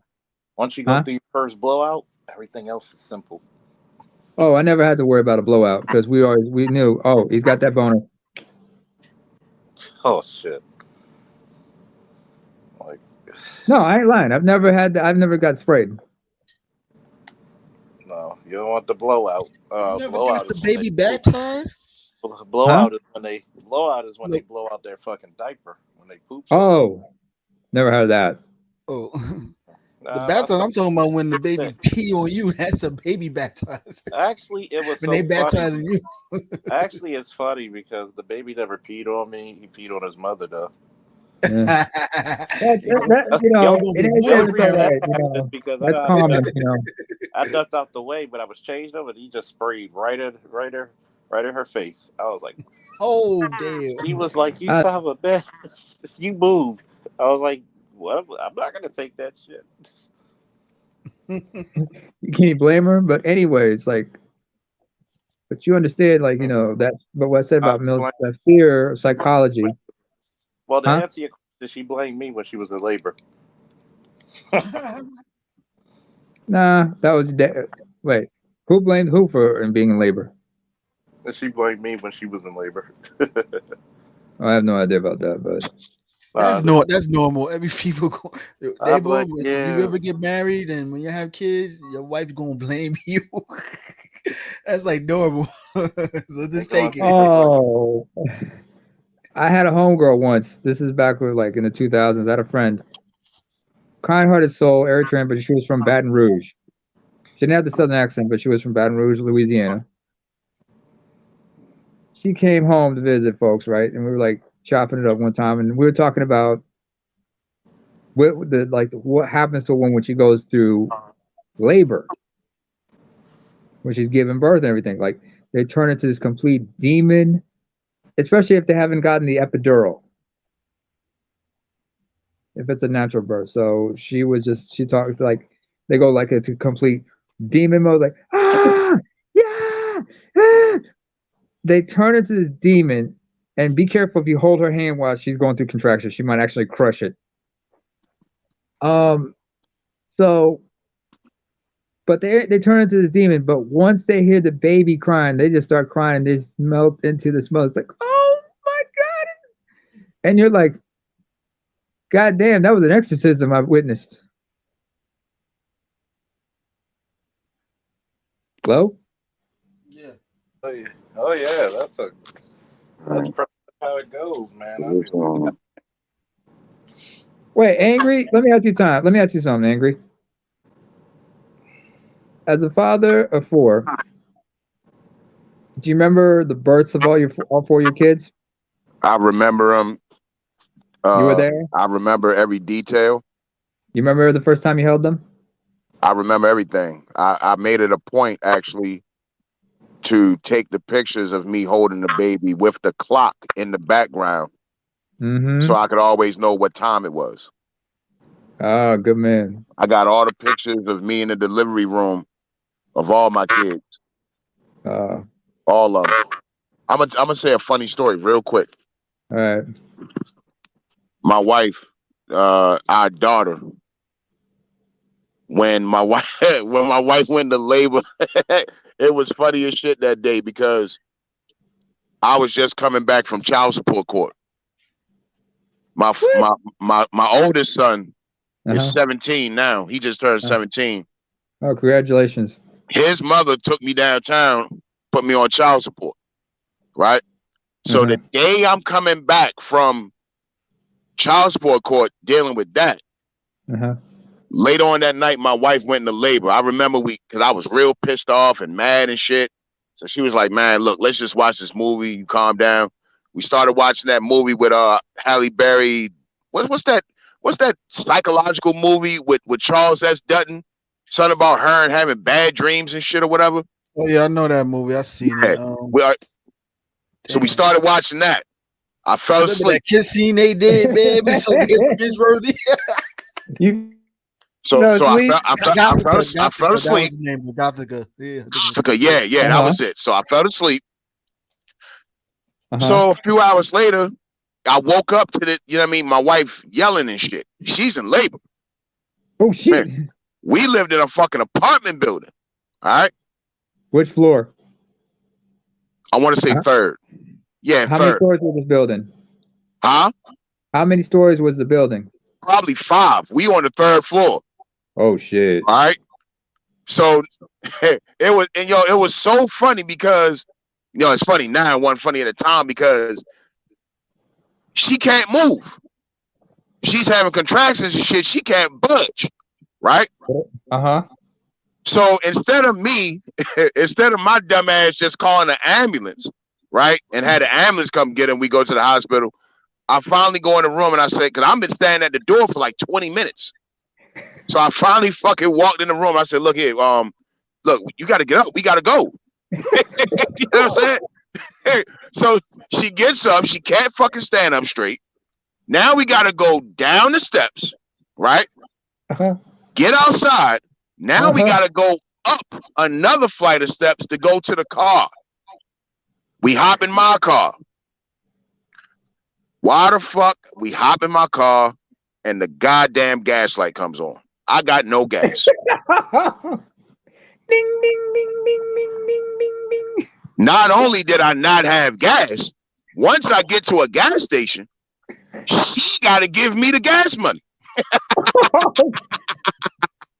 Well, you have to pay child. You've been fucked up with child support. I don't blame you. So, all right, we get the fucking Hopkins Bayview and shit, and they finally, you know what I mean, give it an epidural and all that. Fucking, I'm in the room, and I'm looking at the little heart machine, the machine with the numbers and shit. So I asked the little white girl, I said, yo, why does that number keep dropping? I have no idea what I'm looking at. So the lady looks over at it and she was like, oh, that's nothing. She walked out the room. Next thing I know, like 40 motherfuckers came in the room. I was standing next to my wife. When all these people, I just remember this one lady came in, she just busted the door open. She was like, yo, this baby got to come out right now. And I ended up all the way in the corner, mashed into the corner on the opposite side of the room. So I can't even see what the fuck is going on. Did they have you in scrubs? She told her to stop. Well, what it was my daughter's heart rate was dropping. Oh, that's emergency C-section, huh? Nah, she pushed it out. Oh, okay, natural birth. Oh, so your wife's got good, strong hips and everything on her. Okay, because she did all the contractions and shit in the apartment. So by the time we got there, she done already dilated all that. Okay, she's fully dilated. Water broke and everything. All right. So that's why my daughter's heart rate was dropping, because it's time to come out. Oh. And another weird thing is that the doctor had called and said he just got pulled over for speeding because he was on his way to the hospital for the delivery. But he got pulled over for speeding. Oh shit. So, yeah, I mean, now my daughter's heart rate dropping and shit. So the one lady, whoever she was, she walked in like, boom. All right, this baby got to come out right now. And I swear to God, like within 2 minutes, like, you know how they say, all right, push. Man, my daughter was already out. Bam. She was out. And like I said, it was like 40 people in the room. I got pushed all the way to the other side of the room in the corner, and I couldn't even see shit. She was that dilated that your daughter was like, she was repelling from your mother's womb. Yeah. From your wife's womb. She was repelling. Yeah. That's exactly what it was. She was ready to come out. She was ready. And came out, and I remember I recorded me cutting the umbilical cord. Yo, Charles, you got an echo. Okay, as you were saying, Angry? Can y'all hear me? Yeah, I can hear you. Yeah. So I recorded me cutting the umbilical cord and shit and all that. And good memory. It was weird because I was sitting there holding my daughter, and I didn't say it out loud, but I was just thinking, I said, yo, what the fuck did I just do? I just left child support court for one kid. Now I'm holding a whole new baby. Like, my life is fucked. At the time. I'm just telling you what I was thinking. That's what I was thinking. I was sitting there holding my daughter saying, wow, I really fucked up. ABM, I'm going to say one thing. I ain't mad at you. I understand. I don't have kids. I've never had any baby scares. But I understand. Because I've been around enough. I got my father. I got enough uncles. I got friends who got kids. And I understand that fatherhood shit is not easy. When you have thoughts like that, it's understandable. Yeah. When you're going through that shit like that, you're like, what the fuck? Like, I literally left child support. My wife hate when I tell that story too. She hate when I tell that story. Well, unfortunately, it's coming from your perspective. It's not about making her look bad. It's about You just talk about what you were going through at that time. Like that was some crazy, scary shit that fucking day, man. That was crazy. So, And how I old is remember what's the saying, age difference between your? to myself, like, dog, I'm never going to do that dumb shit again. Like the next baby that came, one of my young boys, Uh-huh. I remember having everything ready to go. I kept a full tank of gas. Uh-huh. I kept like $100 cash in the house. I told the wife, I said, all right, don't touch this. That, I mean, just in case I gotta get gas. And I remember having her, because we was going back and forth about where's her bag gonna go. She was like, well, just put the bag in the closet. I said, no, I don't want the bag in the closet. I want it out, leave it right here by the door. I just wanted to be fully prepared. So when that baby came, that was smooth. I mean, no dumb shit. I had gas in the car. I had money. You know what I'm saying? I was good then. Oh man, at least I mean I'm gonna tell you a story about my birth, because because I was born in another country. I was born in the Middle East. My dad was working everything, because this was early '80s, and they were living in a quiet neighborhood, and where there were other Eritreans and whatnot in the area. And my grandma on my dad's side was there to help my mom out, as well as my granddad and everybody. Unfortunately, they didn't have a damn phone. All right, there were no phones. Were not as available. Landlines weren't available at the time. This is the early '80s, and they were living in an apartment building. And this is back when women couldn't drive in Saudi Arabia. So I'm a week late, supposedly. My mom goes into contractions. Mid-afternoon, my mom goes into contractions. My grandma has to drop it, and this is an apartment building. So my grandmother has to knock on the door of one of the other friends who lived in the building and have them drive them to the hospital. And my mother's 5'4", but strong woman, for 5'4", 5'5". And apparently by the time they were there, I was good to go. So within an hour of contractions, she had me. My dad wasn't there. He was at work. He comes home from work. The apartment's empty. So you think, oh, I guess they went out shopping or something like that. So he takes a nap. Next thing you know, he's woken up by some heavy banging on the door. It was one of his friends. And he knew my dad got home because he saw his car parked outside, because he had been to the hospital to go get him. And he's like, yo, seen you. He's like, what are you doing? Dude, we gotta go. Where you go? What? Your wife had a baby. Your son's waiting for you. So my dad just was like, oh shit. They got into the car. He got there.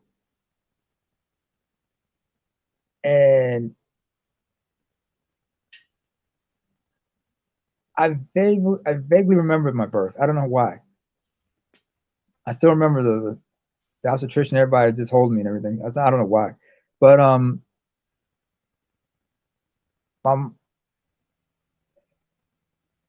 my dad gets there. As soon as my dad gets there, my grandmother, some of the ladies who were there, some of the men from our community were there. And the nurse brings me out of the delivery room. And immediately she sees my father and she hands me over to him. And understand, we African. But this woman's saying Alf Mabruk, which means, many congratulations in Arabic, 1,000 congratulations. And my father was like, he missed the birth, but he was there just in time to hold me for the first time, look at me. That made his heart melt. My grandmother gave me a certain special nickname, which I'm not going to mention here. But this was 1980s, Middle East. All of his friends were there. All our fellow Eritreans and whatnot. And you have an idea, and they understood, look, kids are going to be expensive. So what does everybody do? Right then, there in the waiting room of the hospital, they start playing Pass the Hat. Mm. They're putting money, and we're talking reals, because they understood. Look, yo, senior, I want you to have something for your kid. This for the kid. This for the kid. They were all, putting in some money, and they handed it all to him. My grandma was there. My soon-to-be godfather was there, and I was like, and when they told me that, I realized, wow, I was really loved. I was really loved, and I understood then how important how important fathers are in a family. Just understanding that just made me realize, oh, okay. Understand how, just, you know what I'm saying? You guys, y'all understand what I'm trying to say? Oh yeah, it's a very special moment that you know very few people actually comprehend. Right? We can find the words to explain. Because a lot of times when it comes to fatherhood, we put such a insert nigga head type mentality on it, Yeah. where fathers are very special. Because guess what? You're responsible for this kid no matter what. No matter if you're the good guy or the bad guy, you're the one responsible. Your mommy's all great and all, but you're gonna be held responsible. Mama's I gonna get mean, Mama can get away with everybody feeling sorry for her. You can't. Peanut, he's glad to have you around. Although unfortunately, he's gonna tower over you eventually. Yeah, he's already Has he taller. gotten 6 foot yet? He's already taller than me though. Oh God, I didn't tower over my father till I was like what, 25. I didn't notice it then because I'm probably like 6 even. I'm 6'3", and I'm like, whoa. It's just funny because he wants to lift his little weights and stuff. Like I'd be wondering where No, it's like I just look at that like, all right, because somebody because I remember was a friend of one of my maternal uncles. He looked at me and said, "Whose kid are you?" I said, "Such and such." Are you related to another person? I said, "Yeah, that's my maternal uncle." I said, "So what is this with you? Are you just like everybody else? You just tall and lanky like the rest of them?" I'm like, "Yeah, sir. 6'3", lanky." I'm like, I got a couple friends at 6'4", and they're lanky as well. Well, one's kind of pretty built now, but just understanding that fathers just will go out of their way to make sure they're there for their child's birth. They don't want to miss a lot of things. Unfortunately, there's some fathers Charles, you were in the army.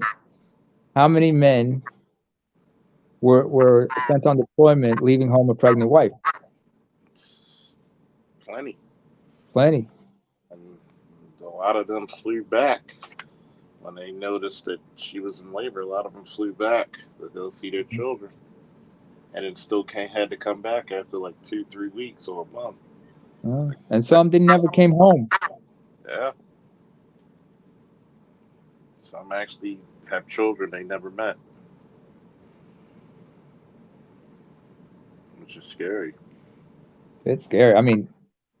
The only thing that can do is like keep that man's memory alive in that child's heart. Like that's why you have to have your grandfather, uncles, remind that kid, who his father was. I remember it was like Pete Davidson, the comedian. He lost his father, who was a firefighter, died in one of the towers. Mm. Some of his buddies in the department had all kinds of wild stories about him. Like sometimes you And tell then them, they tell him all the wild, crazy, fucked up stories when he became an adult. He was like, "Oh, so that explains why I do a lot of stupid shit." Hmm. Yeah, you are your Yep. father's child at the end of the day. Every oh my god! I just realized something. Actually, I've realized this a long time ago. Is Paul Rodriguez said this. He said to all the men, he said, "Let me tell you something, fellas. Whoever you decide to settle down with, before you do, go home and meet her parents. Meet her mother especially. Get a load of the future." Facts. And then he flipped it, but he flipped it. He said, "Ladies, it goes both ways too. Go home and meet his parents. Meet his father. Find out where that belt is going to be. It's either going to be up here or down here. Never in between. Never in the middle. You don't know if you're going to have if he's going to, when he gets old, he's going to be skinny or is he going to get bloated." That's why it's important to meet the parents. Do you understand what kind of family that person is from? Study the mother. Study the mother, because every child takes after the mother one way or another. Hell, Especially, meet the grandmothers too. Meet the grandmothers, because that's where you get those two. That's where she got her X chromosomes from, indirectly. Just like in our case, meet our fathers and our paternal grandfathers. That's where we got our Y chromosome from. I'm already telling my son. He, like I said, he just turned 17. I'm already telling him, study the mother. Damn right. But you got to repeat that every now and then, because I don't know. I don't care how mature he is for a 17-year-old. He still has those impulse control He still hasn't learned impulse control yet. The prefrontal and frontal cortex hasn't fully developed yet. Oh, tell me about it. I'm still yelling at him about setting his fucking alarm clock so he can wake his ass up. No, you don't have to wake his ass. Just give him the Bill Duke line. You know you fucked up, right? I think that's Let me tell you, angry. Let me tell you something. Anytime I fucked up, my father just gave me a look, and I realized one thing. And sometimes he would even have to tell it to me. Just look at me and say, "You know what it is, right?" And I just have to say, "It's my mess. I gotta clean it up." Yep. Exactly. You know what's funny? A lot of people I was think. 10 years old since I You was know what's 10. funny? You know what's Go ahead. funny, fellas? Uh-huh. People think that. People think that. What's up, cousin? What's up, cousin? Um, a lot of people think that in these red pill spaces we hate women. We do not. There's a good amount of us that are actually married or in long term relationships. It's just that I remember Berkeley. Berkeley, you still there? You probably still there. Um, I remember when we talked about marriage. Mm, And it's not that I'm against marriage. I'm not against marriage. Like, obviously, you see Angry Black Man, he enjoys his marriage because he tells the funny stories. yeah. You know, it's the fact of the matter that, you know, a lot of men are not going to get that fair shake that Angry Black Man has, or who else is married in the space? Black Uber, Brian Snow. Brian Snow. Snowman. They're not getting that fair shake. We getting a bunch of feminists. And this goes all across the spectrum of race, but it's heavily concentrated in our community. So it's like it's hard for a lot of dudes to conceptualize marriage and then think about the bad shit. When you got somebody that works with you well, it's a beautiful thing. Mm, And people don't understand my philosophy on marriage. Look, there's many a times on my show, you've been there, Namer, and so is yeah. AL, and angry. And Mel, we've told young men when they had good women in their lives, yo, you fucked it up. We coming to catch a flight. We kicking your ass. Mm. And those are the good women because you know you're not gonna find shit out here, especially the generation from millennials to what alpha to Z's and then alphas. Fuck Yeah. alpha like Z's. God damn, y'all generation's Z's, fucked. yeah. Alphas, they're just the oldest of the Z's. They're just entering puberty now. Oh, I mean, congratulations, Antoine. 12 years. congrats, Cuzzo. I mean, Oh, you I see. Charles, I got. see a bit of resemblance between you and him. Yeah, Faulkners look alike, man. Well, And by the it's way, his father is his father has does his father have any resemblance to your dad by any chance? I mean, y'all they're brothers, right? he no like like it's in the family somewhere. I forget which part, but Oh, second cousins, all right. trust me, Faulkners have distinct features. Trust me. I'll take your word for it. And what's funny is that the marriages and the relationships you see that always do the best are the ones when they understand each other. They give each other space.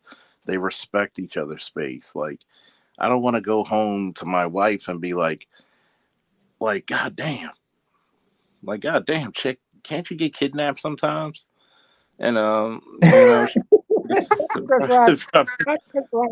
yeah, Get like kidnapped. Tell me some news stories. the news stories, yeah, and it's funny because Oh shit. a lot of times when you get with good women is that you gotta love them in your ignorance, understand them in your information and knowledge, and love them in your wisdom. But this is the stuff my detractors will never say. Oh yeah, y'all Gen X, man. And see, a lot of brothers, the younger ones, like Berkeley's age around 24, 25, 18, 19, that shit. Yeah. They're looking up to us now, Namer. We And gotta they're like take some strong examples, but they have to understand they that probably well, they kind of looked at us for a minute now, but it's like when they look at my philosophy and I try to explain my philosophy, I said part of the philosophy you're not gonna understand until you get older. You get me? it's like let me put it this way. Like what is it? Like I quoted Chris Rock a few times, like he said, like, your father teaches you how to be a man, but your uncles prepare you for life. Hmm. We learn from many men in our environments what kind of a man to be and what kind not to be. We also learn from one another what is a stable relationship, if they have one, and what is a dysfunctional relationship. I've seen a few dysfunctional relationships. I've seen people who've been divorced, and I must say it was for the better.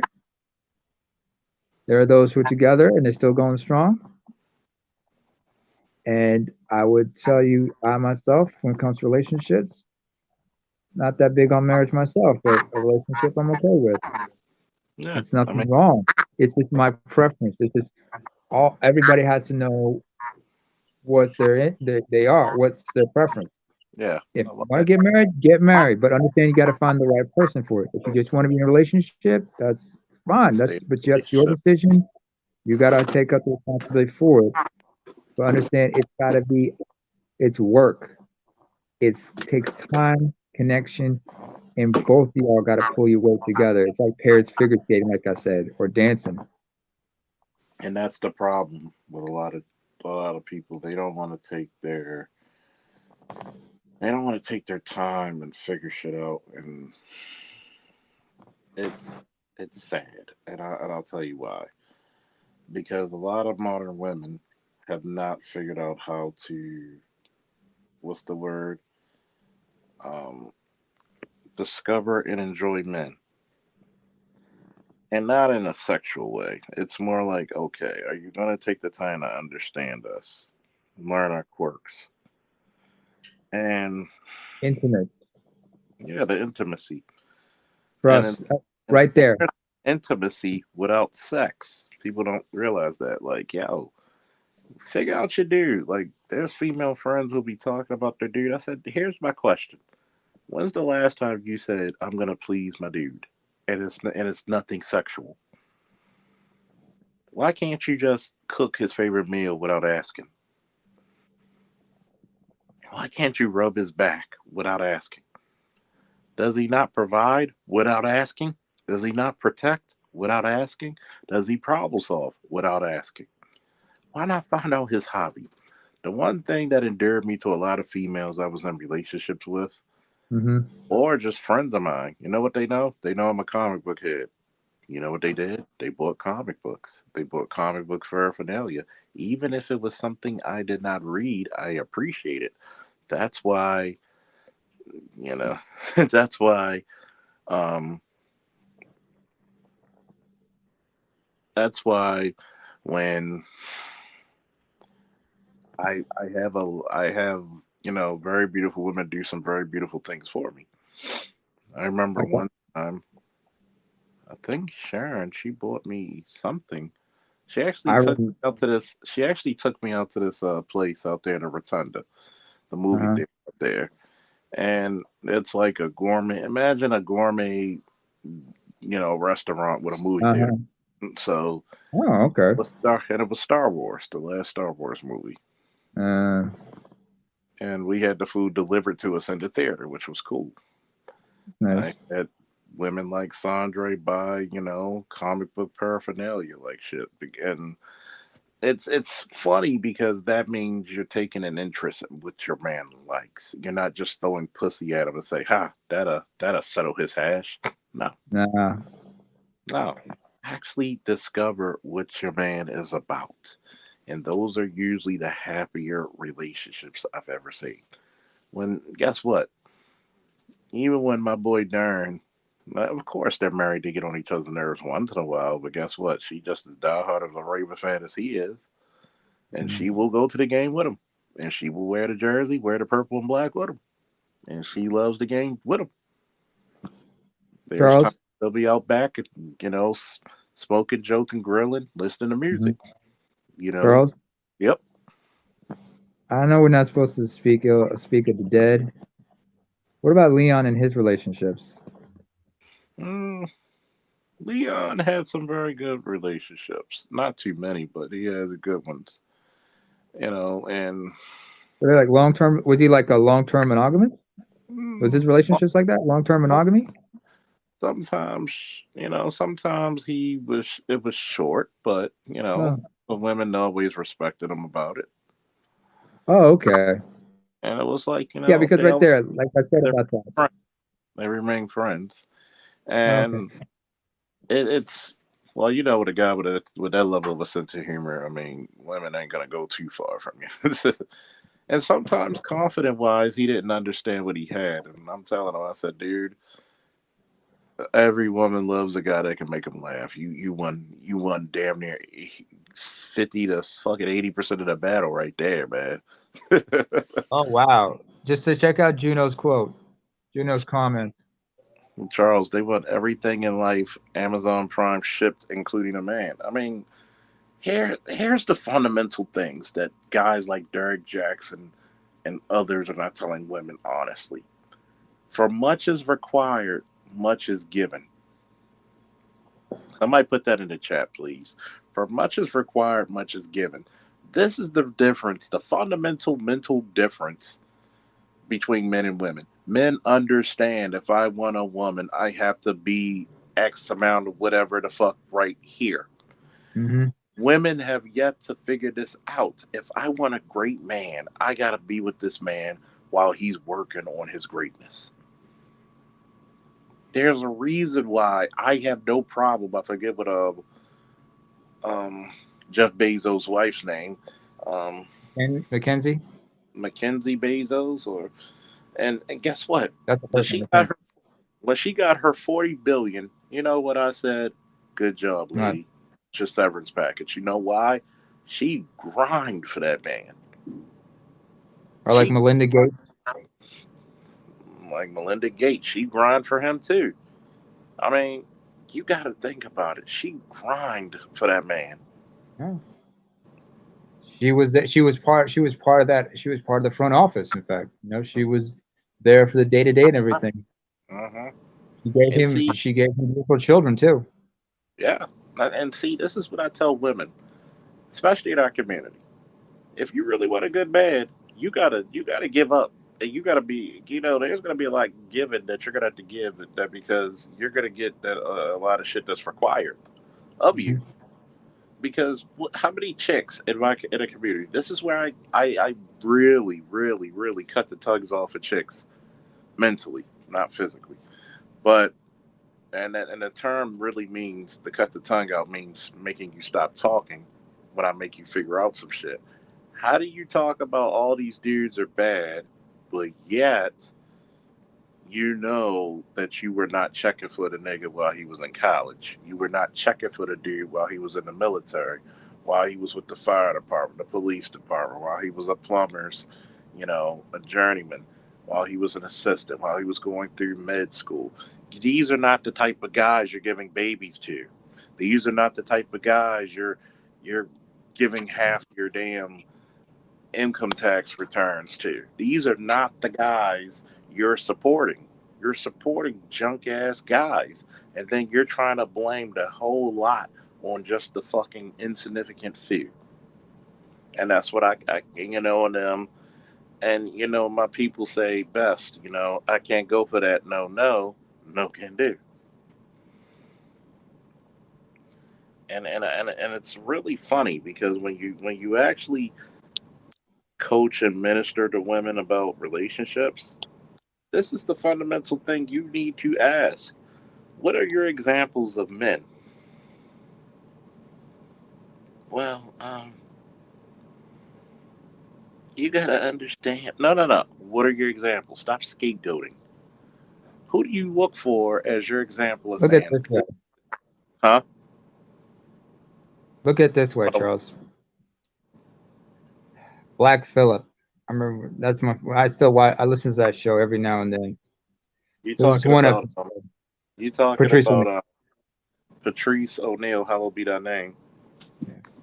There was when they had a third comedian named Yamanika Saunders on. This is when she showed she was pretty naive, and she said the male perspective, and that's when he stopped her right there and said, "Tell us what is the male perspective?" Please do. And that's and she started babbling and babbling, and that's when Patricia's girl said, "She's merely projecting. She does not know a man's perspective." Because there's no such thing as the male perspective. All she has is her own perspective as a woman, and that's all she has, and she's only projecting that. When truth of the matter, or as BGS would say, she was thinking like a little girl instead of putting on her big girl pants and thinking like a grown woman. 386 big. I ask many women, and there's a sister from another mother of mine. We chop it up every once in a while because she's had to explain to her husband.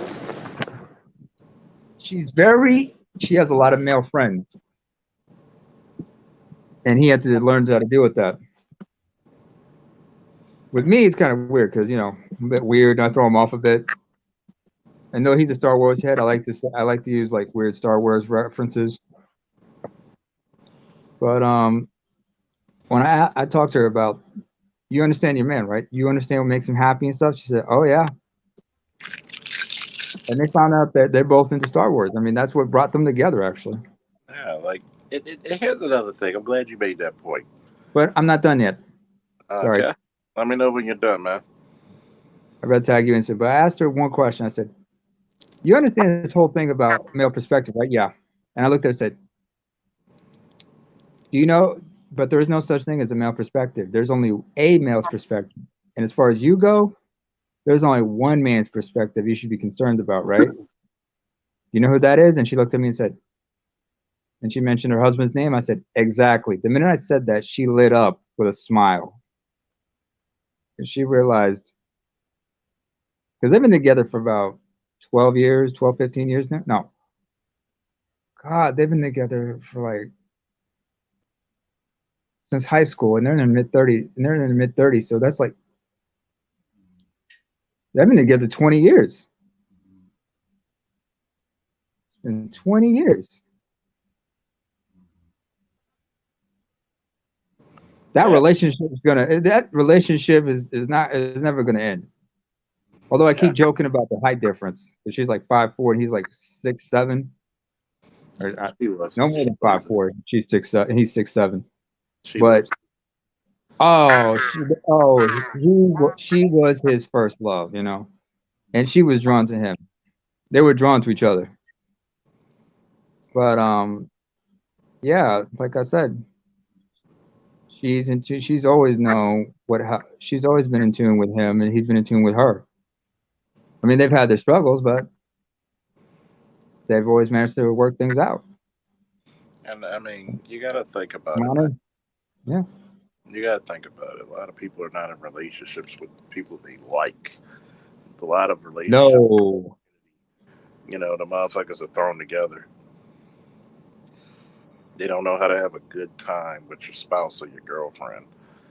Like, do y'all go out and laugh at shit sometimes or have conversations? Can you sit in a park and enjoy a person's presence? look at it this way, and I mentioned this before. Use the analogy of Marvin Gaye, the duet albums. Hmm. He did one with Mary Wells in '64, Kim West in '65. He didn't do any duets in '66, but '67, '68, '69 with Tammy Terrell. 1973 was the last one he did with Diana Ross. Now, unfortunately, with a lot of black women, they think they think their relationship with their man is like Diana and Marvin because she got top billing. Hmm. More often than not, it's more like Kim Weston. Worst case scenario, Mary Wells.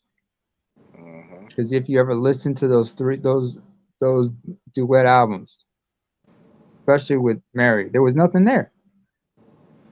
Think about I it. tried to get When you listen to those duet albums, what's the duet album that the duet albums everybody always referred to?